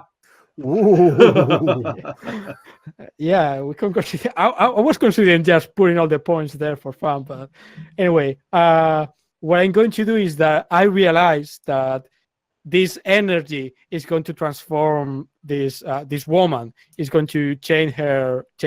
Well, hold on, it's something, but don't right now. You're just dealing with what Gordon gave you. Yeah. So you've got to respond. So what are you going to do? Yeah. I realized that I cannot stop it, so instead I'm going to try to make sure the transformation doesn't go terribly. Okay. So I'm going to talk with her. I'm going to tell her that she has to be strong. That she doesn't have a personal ability. Yes. And so, Yes. and this is against a cosmic ability, right? Yes, because Gain a there's an hero point. advantage. Yes. Gain a hero point, right? So I was Morgan, going you for saw why that. you didn't gain a hero point, right? Yeah. Yeah. So I'm using my I think it could be either fascinated by humanity, because I'm kind of yeah, I think so. I'm fascinated by humanity because I think they have unlimited potential. So I'm like trying to get her to tap into, to step up, for what she can do. Okay. So what's your fascinated by humanity? 18. 18. Gordon, you're rolling 10W. Wow. Okay. And the Well, cool let's see what I thing is roll. that in this game, you can spend hero points whether you're in GM mode or in the player has the hero points, not the character. Jesus Christ. Also known as what could go wrong. But Okay, you have hero so points too, Angel. So let's see yeah. what happens. Everybody roll. Okay. Well, so Oh, and I've rolled a 12. Okay, I'm going to roll. and so you had a 10 mastery, so you actually failed, Gordon, but you have a Yeah. bump, an automatic bump, so you've got a victory. I got a 3. And that's a success. And I'm going to spend one of my hero points To make to it bump it up. to a critical. Yes. Nice. Yes. So critical on success at the moment. Gordon has 1 hero point left. Angel has 1 hero point left. If you bump to a critical, Gordon, he can bump you back down to a success. Do you understand? Right. So there's no I think point in spending a hero point. You're just going to waste it. You'll just burn one for both of you. Yeah. Yeah, and probably, starting the end of humanity is not what I want to do in the first session anyway. So, Mate, fair session. Yeah, I was going to say, I can think of plenty of these stories which begin with the destruction of humanity. I mean, well, that's true. Then you have to figure out how come to on. undo it. You know, Okay, I'm sorry. Why think small? Please, I have some. But apparently, I don't have the power to cause that to happen anyway. So I'll just let it slide. Okay, so that's a critical success. Yeah. So critical on success gives you a minor victory, which in this case, now minor victories actually aren't bad. They just basically don't give you all the singing angels. So it's not even a yes, but it is a plain old, vanilla success. So what you have done is you have told her, you have basically maintained, if I'm saying correctly, you have maintained her Humanity. integrity. Right? Yes. You have kept her, you know what? You have kept her human. Exactly. And that, of course, is working against what what Chin Lao is trying to do. Right, but Morgan actually had a Right. success there too. Right. So I think basically between him and Angel, they can talk a little bit about exactly how the savior of diamonds happened. So yeah, Morgan, why don't you say, are you aiding or operating in some fashion? Because what you had said basically was you were just going and seeing, but that doesn't mean you can't be sort of involved in this, right? What I imagined was that I'd be able to communicate, but I suppose if we're dealing with cosmic abilities, they wouldn't be terribly limited. No. Also, it occurs to me, you did say that you were basically going and seeing, and that's fine. Because right now is the perfect place to say, everybody announce. So you are there and can see that this creation of Chin Lao is being actually maintained, however briefly, as human, caught in these unguessable cosmic vortices of this sun-quenching creator. And Alex, you can see, and both Alex and Gordon's characters, so Demetrios and Earth's First Mind, Zebediah and Earth's First Mind both see now what is happening with Diamonds. She has been whisked out of the situation that she was in and is completely caught in this whole set of competing forces. Mhm. So what does everyone do? I'm going to stay and observe for the moment. I'm just going to Okay. see what everyone else is doing, and then I'll step in. Sure. I'm Yeah, this going is to. sorcerer style, free and clear, by the way. So you're Yeah, just sure. saying, well, I'm in. Just what's everyone doing? That's fine. I'm going to fly over to her and try and physically take her away. Ah, okay. Yeah.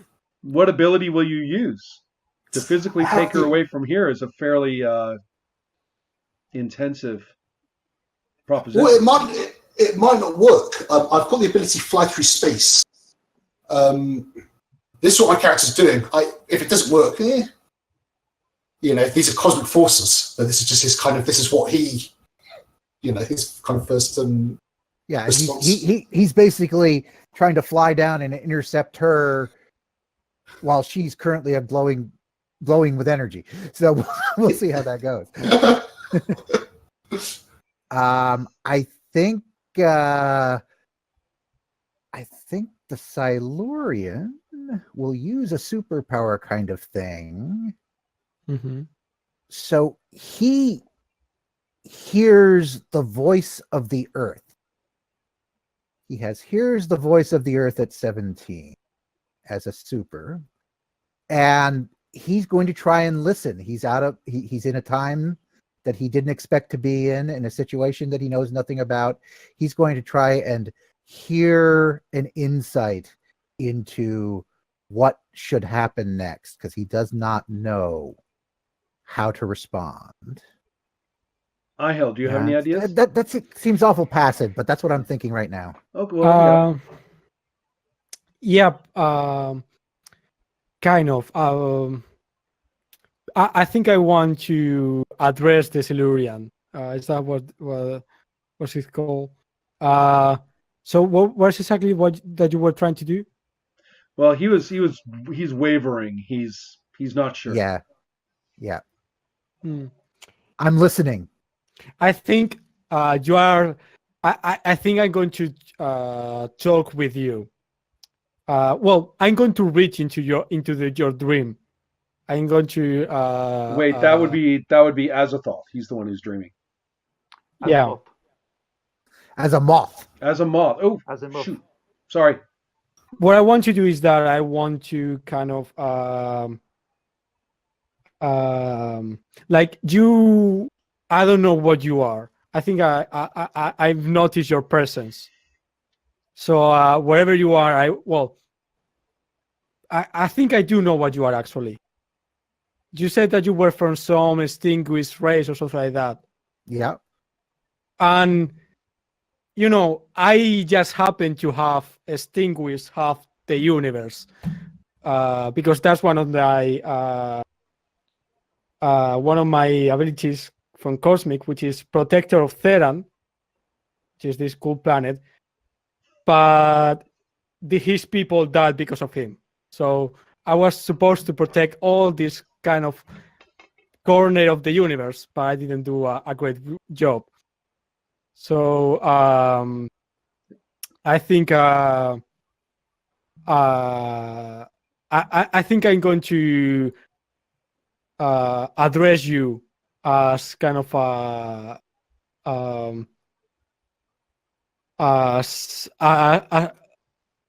like a superior race of beings. Like I'm going for me, you come from some kind of inferior working class race or a species. I'm just going to be like, hey, what are you doing here? You should be all dead. So What? yeah, I'm basically One of your feeble race survives? maybe not in more in like, oh, I didn't know any of the walking like Yeah, any of you plebeians actually survived. Yeah, who knew? That's nice to see. Yeah. Mhm. So yeah, I'm So- kind of going to overwhelm you with Ah. this, with my power. Mhm. That's All how. Okay, so you're going after him. You're trying to deal with diamonds, and Morgan, did you want to play in here in some way? After all, this woman is potentially might even still be affected by Chin Lao Yeah. and all these awful machinations that Chin Lao has, put I into will form. turn to the Silurian and I will turn to Demetrius. Is that his Mhm. name? Demetrius, yeah. Demetrius. I have no idea what the two of you are, but that woman cannot be left unattended for 1 second. You must help me to confine her and ensure that she is properly observed. That creature is the spawn of probably the most terrible entity that I know of, and I know of quite a few that are not pleasant to contemplate. Hmm. Will you help me find her? I have no idea where this human has taken her. The human is currently about to take her. This is all happening at Yeah. once. So basically, okay. it's more like, will you help me stop him? Hmm. Yeah, basically. Diamonds has an opinion.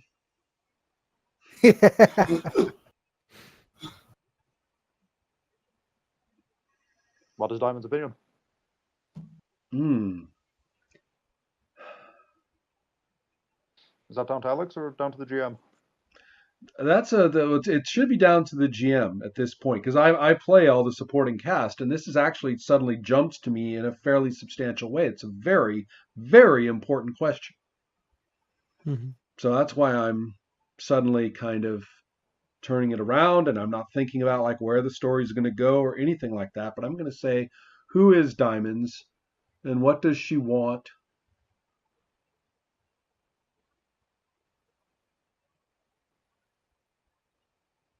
Yeah.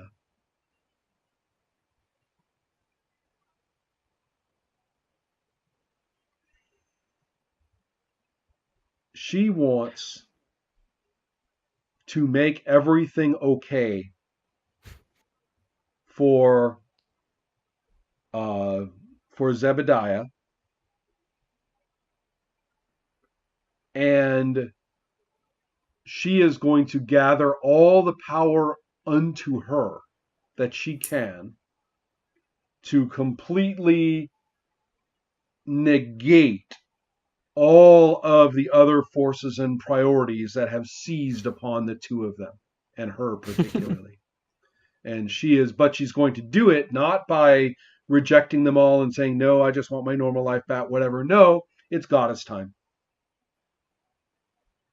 This is goddess time. Okay. And, she accepts it. She will become the creation of Chin Lao. She is going to absorb the energies of that collapsing sun and create the new. You create the new? Boo-ha. She's doing it. Thank you very much. And she's going to command all of the webwork of time that is, been stretched like sticky taffy between the two of you. And if this means burning out Zebediah's brain so that he is no longer connected and tormented, that's what it takes. That's what it takes. Okay. So all of you are witnessing the birth of this cosmic entity that your various meddlings and interconnections and vulnerabilities have all facilitated into being born.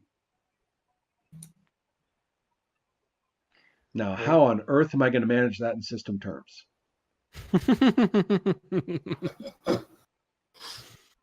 Good question.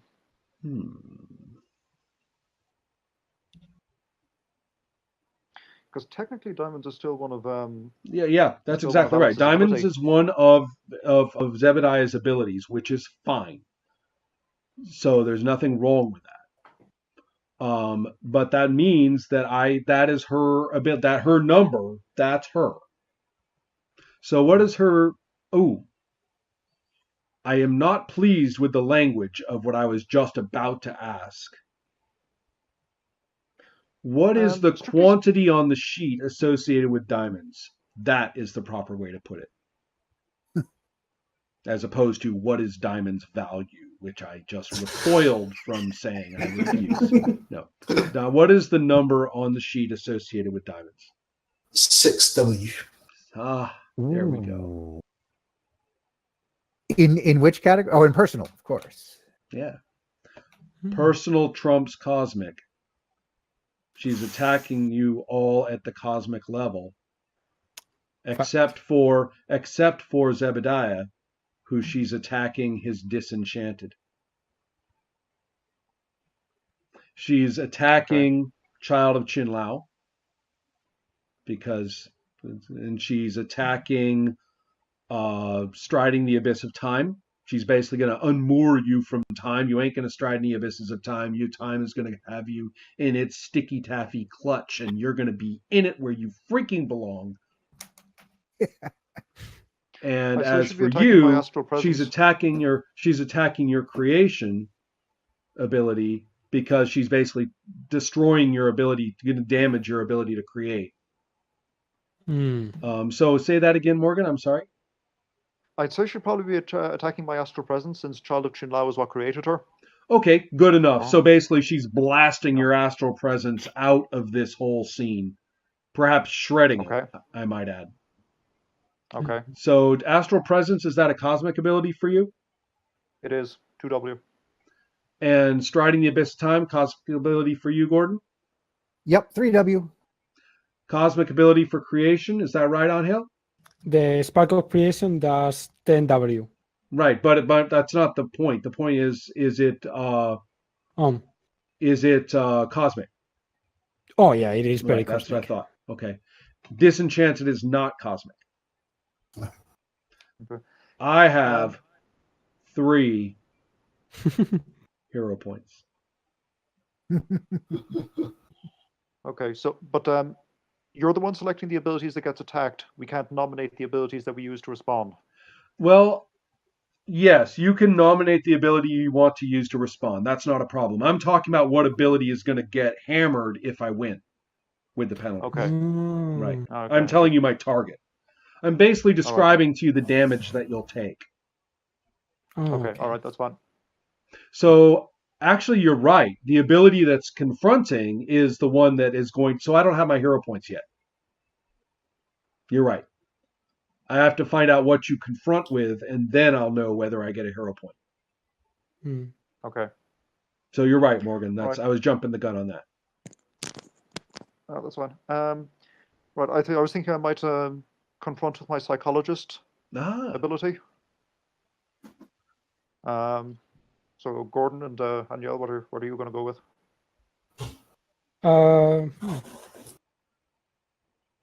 She's now going full cosmic, right? Mm-hmm. Well, actually, she's a personal. That's her category. Because this is what she wants. But basically, how do I confront her and get the hero point? Right. Then you would actually use to do that. You would have to use super. Oh, well.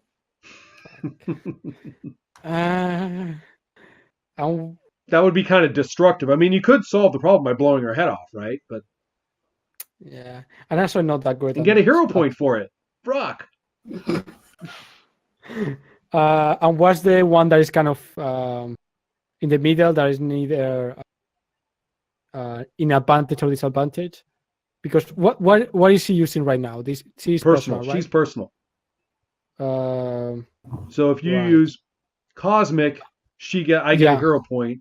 If you use personal, nobody gets anything. If you use super, you get a hero point. I think then I'm going to use personal. Okay. I'm going to use my pacifist ability. Actually, really? I have this one. Yeah. You're a pacifist. That's nice. I know. And yeah. So I'm basically like, now that that she's becoming this kind of cosmic being, I'm seeing like the birth of a new child, so I have to like cosmic world-ending child, so I have to kind of teach her the proper ethics. So I'm going to Man, your teach. character is the most patronizing son of a bitch. I know. Yeah. Oh yeah, you are just inferior Oh, and we're race, just beginning. Okay, I got it. cosmic All right. kid. Okay, I see. So then, Gordon, what were you going to use? I think I will go with super. I have reads and manipulates memories, not thoughts. I Man, you wanted. guys are hammering her all with this very, psychology, pacifism, and, mentoring, and now Yeah, I'm going to this try it. mind Going to try. mess thing. Yeah, I'm going to try and trigger her memories of love for Zebediah. Bring back a moment of happiness between them to keep her from going too wild with this. That's interesting because, of course, I saved Alex for last in terms of announcing, just on the basis of theme alone. But rules wise, Alex, you have an interesting choice. You could either choose to help Gordon's role or make a role of your own. So, Gordon, take a hero point, by the way. Yeah, that's right. And also, Alex, hold on just a sec. I need to check something about that helping business because that's a rule. Okay, so Alex, here's your choice. Either you're going to make a role of your own, or you're going to assist one of the others, most likely Earth's First Mind, I think. And if I'm guessing right. And when you assist, you're going to roll, and your opponent is a roll of 14 in this case. So instead of rolling against 6 mastery, you would be rolling against 14. I mean, I would have an ability of 14. Do you understand? Wait, that's not correct. Yeah. And so then, depending on your degree of success, then you would change Gordon's result. And you would change it anywhere from -3 to +4. Okay. Right.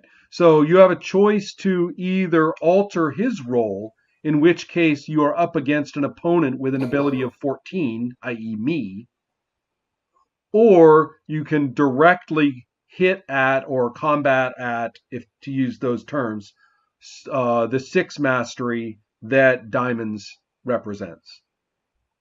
Well, Diamond's effectively trying to help me, right? It's just that could go horribly wrong.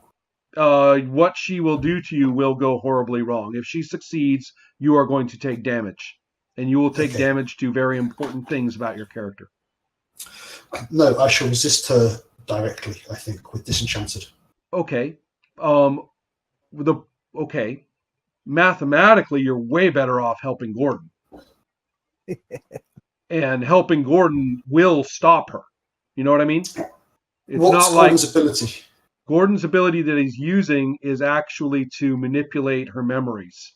Or you could be helping, actually, you could be helping anybody. You could be helping Azimuth's psychology, or you could be helping Demetrios' pacifism.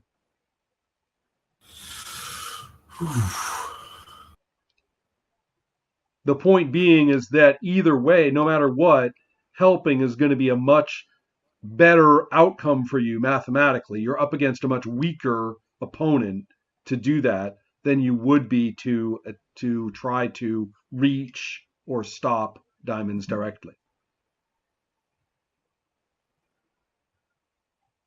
I think I will aid the psychology. I think that's okay. Most likely. So everybody's going to roll. This is a group simple contest, is how this is working. Okay. So then we could have done this as an extended contest, which involves a completely new variable introduced into play. But I think everybody's brain would explode at this point. So this is a group simple contest. So it's handled fairly ordinarily. But I'm going to make one roll for Diane, and everybody else is going to be rolling relative to that. However, I will make a separate roll for the help in the first place. So, everybody ready? I think so, yeah. Who has the biggest ability in play? It always says do that person last. So who has the biggest ability that they're using at the moment?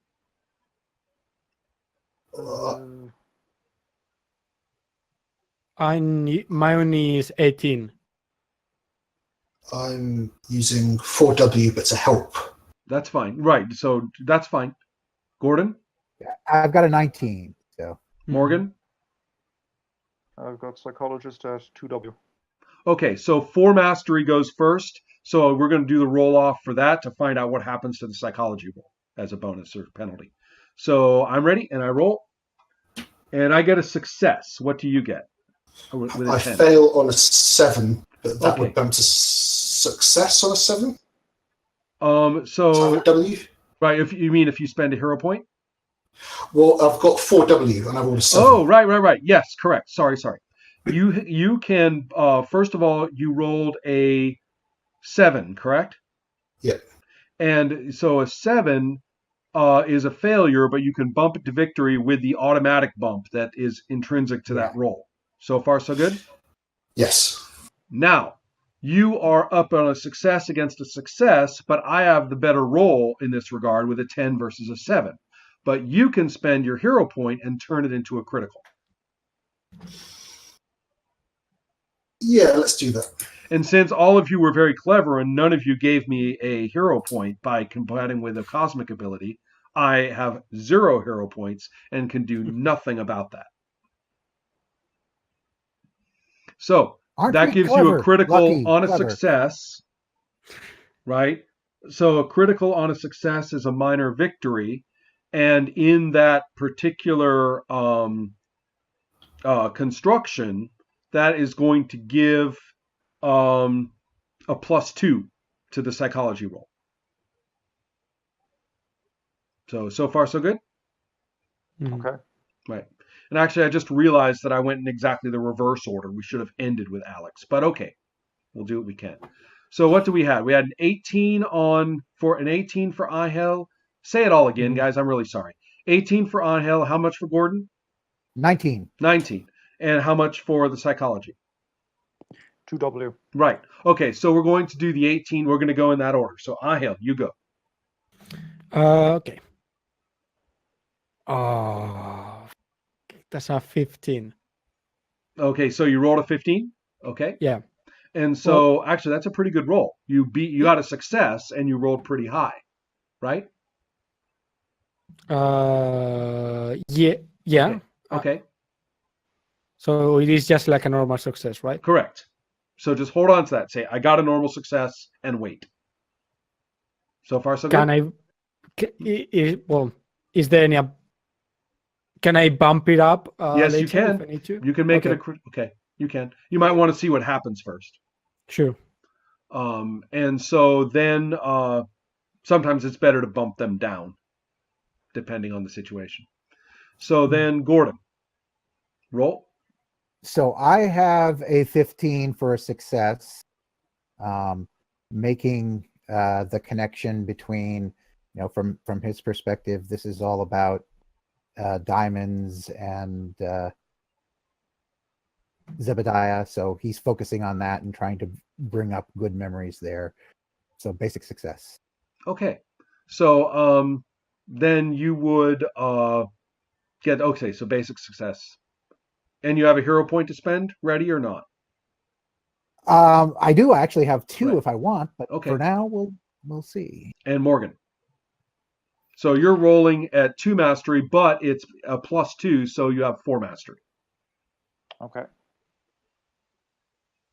I rolled a 3. Wow. So you got a success and you can bump it to a critical. So, yes, it counts as a critical. So you got a critical. So now she's going to roll her 6 mastery. Wow, did you see that his augment actually gave you that critical? Yeah. Yep. Wow. She, rolling a 6 mastery, rolled a 4, Mm, which bumps to a critical. Right. shit. So, right. Now, so that gives her a minor victories over 2 of you and a marginal success currently over Azimuth.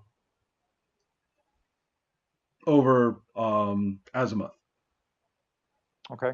So So because you both have criticals, and he rolled a 2 and she rolled a 4, so she has the higher value. Mm.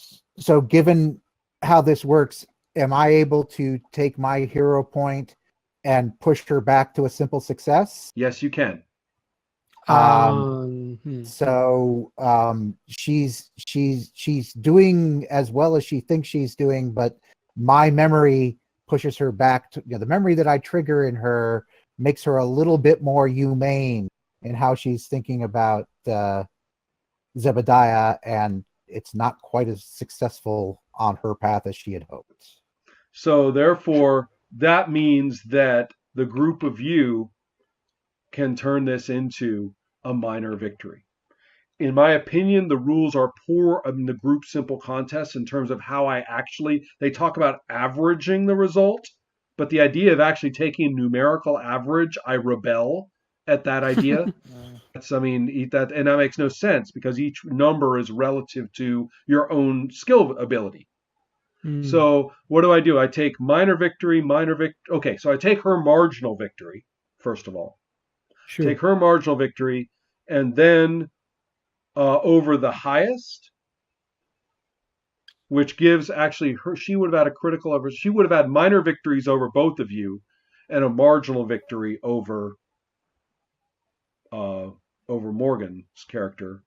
And since you were operating with the augment, Alex was operating with the augment, whatever happened to that, she would have, the same thing that happened to Azimuth would have happened to Zebediah.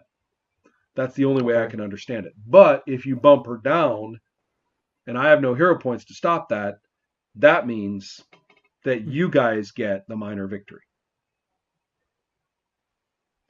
I think I'm going to keep the hero point for now. Wait, say that again? I think I'm going to keep the hero point for now. Okay. Yeah, I think I want to know how damage works. I think, as I understand it, since I spent mine, I don't know that anybody else, unless they want to get even bigger victory. Yeah, I'm not quite sure if you can gang up on somebody like that in a group simple contest. That's kind of a good question. You can do it for each of your results. So let's back up. You can't do that to her marginal victory over Azimuth. And the only person who could do that would be Alex or Morgan. So let's do it that way. Alex and Morgan. She's got a marginal victory over you two. Does either one of you want to spend a hero point to make it a minor victory for the two of you instead? I have no hero points. Okay. Morgan. I prefer to hang on to mine for now. Okay. So then she's got a minor victory over both of the two of you, of Gordon and Ahim. So therefore, if you spend, because she's got a critical and you guys have a success, if you bump her down, then she'll get a marginal victory over you instead. Or you could burn through all your hero points completely and really push this all the way down, depending on how you want to do that. How about this? I'm going to burn my hero point to push her to a marginal success for Zebediah.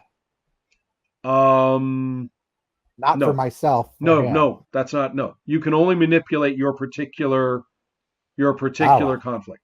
Right. That's what I was realizing a minute ago. That otherwise this is ridiculous.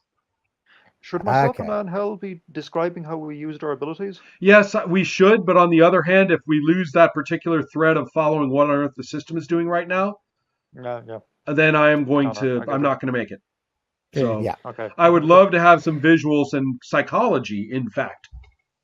matters quite a bit in this regard. And also the nature of the memory and all the rest of it, but we can get there.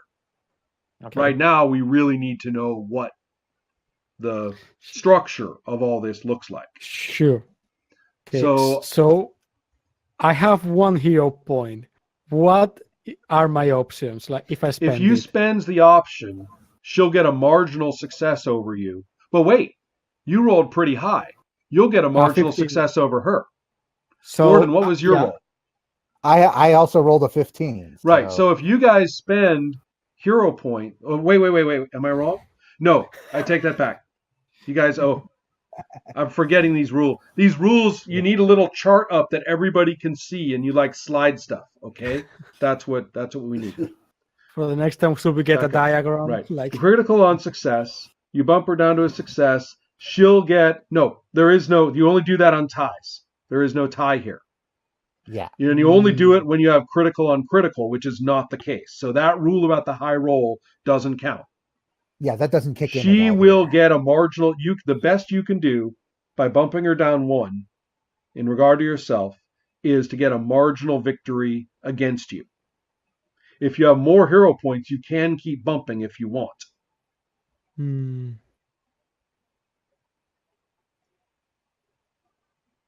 So since I have 2 hero points, I could bump it to a tie, which I would You win can't by bump to a having the tie. higher number. You don't bump to a tie. Oh, you don't bump to a tie? No, it's not a category in the Okay. hierarchy. Okay. So if you bump down past marginal, you go to victory? Correct. Minor victory. Okay. Or marginal.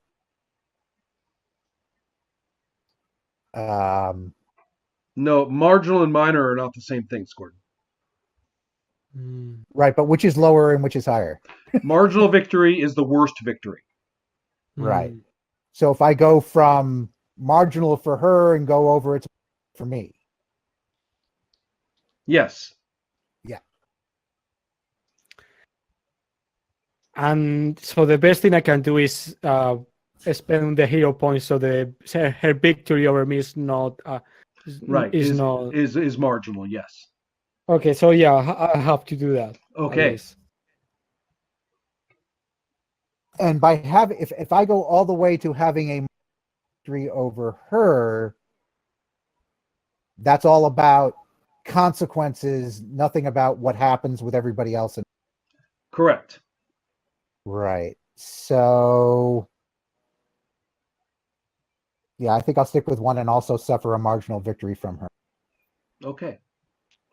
So, now you guys aren't going to get really hammered by damage because these are marginal and minor victories.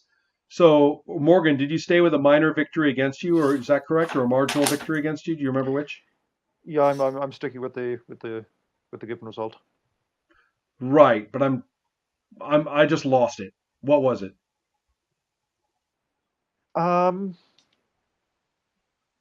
It was critical against a success. Was that correct, or was it critical? No, on it was critical? critical. It was critical versus critical, but Okay, she and got the higher she had roll. okay. That's a marginal victory against you. So she gets a marginal victory against the 2 of you. She gets a marginal victory against Gordon, correct? Yep. And she gets a minor victory, correct, against or marginal against Ahil. I can't remember which. I think marginal for me. I You think get I that, spend right. Okay, You spent the got hero. it. So Yeah, it's marginal victory against everybody. yeah. That's what it sounds like. Yes. Okay. So basically everybody's going to take -3 to the ability that I attacked. Okay. But she didn't, for example, drop it to 0 like she would have with a complete victory. Hmm. And also with marginal, a minor victory or a major victory for doing damage, you don't lose penalties off of just 1 ability. You get them off a whole ton of abilities. She probably could have, waxed your entire keyword, for example, and everything in it. So if I would get like a major victory over you, I would have I could drop everything in that keyword, including the keyword itself.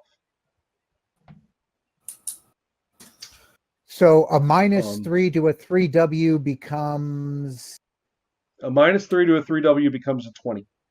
So a Gotcha. 3W is a 23, effectively, Gotcha. for purposes of that. The other thing I was going to say is that we need to look at her goals. Her goals were, as I stated. Remember how I stated each one of those goals very clearly?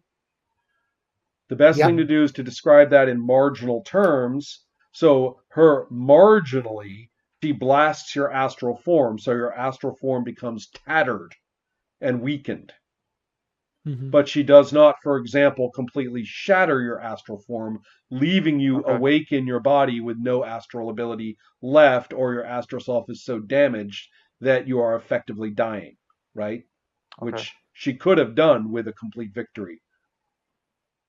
So, Okay. so far, so good? So your astral gotcha. form is tattered and damaged, but you are not blasted out of astral existence. Okay. For Ihel, Mhm. she was attacking your creation, your creative abilities. So they're going to drop by 3, but she doesn't shatter your entire existence or your entire identity at that cosmic level. However, she has in fact stolen considerable power of creation from you. That Yeah. has happened, but marginal. She didn't take it away from you. She didn't, but she is now for lack of a better word, she has access to creation. She is not a mistress of creation. Then Alex, in your case, she was attacking your disenchantment, correct? Yeah. Yeah. She actually manages to marginally affect that. In many ways, though, kind of, she doesn't damage your music and stuff like that, which she would have. Actually, literally trying to expunge your rock starness away from you. But she does. But you know what? This is kind of a positive thing. She actually kind of detaches you a little bit from caring so freaking much at that level. So you're Okay, that nice. much less disenchanted by 3 points. Maybe a moment of awe as she's kind of glowing. Right. I kind of right. stop flying, like bathe in the light. There you go. Right. And so then Gordon, what was she attacking for you? Oh yes, the abyss. The striding the Striding abyss. the abyss. Right. So, I mean, I would take that as I'm stuck here right now. Yeah, for now. You're stuck in Yeah. the future world of flying cars. Right. Yeah. So good enough. However, one thing that did not happen, she didn't damage being flown away. So, Alex, you have flown away. Okay. Zebediah has flown away with her. What does the Silurian look like, by the way? Yeah. So, let's see. Probably, we'll say he's in. I actually have 2 superpowers associated with him. He's got a unmemorable appearance, and he also has a terrifying visage, depending on which one you're thinking of. Okay. Which one Wow. he has? He is. He is so unmemorable and personable until he's pissed off, in which case Yes. it is seriously terrifying. Yes. Hmm. And he is, yes, as Earth's first mind from the Silurian, he is a cephalopod, so he has a squid head. I did not know that. Oh. Now Unless- you tell us. Unless he's got his unmemorable human appearance. Hence the terrifying visage, should that Yes. occur. All right, that makes a little more sense. So, but so far, of course, we have not been blessed with The squid. that appearance. So he's a very nondescript looking, 5'9", brown hair, brown eyes, average appearance. Now, Okay. let's see. Let's go back to some of the psychology involved. Ihel, the sort of mentoring pacifism. What was your point of view? What was your character's genuine message as far as that's concerned? That now that she has been bestowed this power, it's her responsibility to use it not to harm but to help others, basically. And so then, Gordon, your memory of that she conjured up. Actually, Alex, what memory would have been very effective for the Silurian to have resurrected for her? I think it would have been our first meeting, which is she was throwing up in the bathrooms at a gig, Ah, and I ran into her.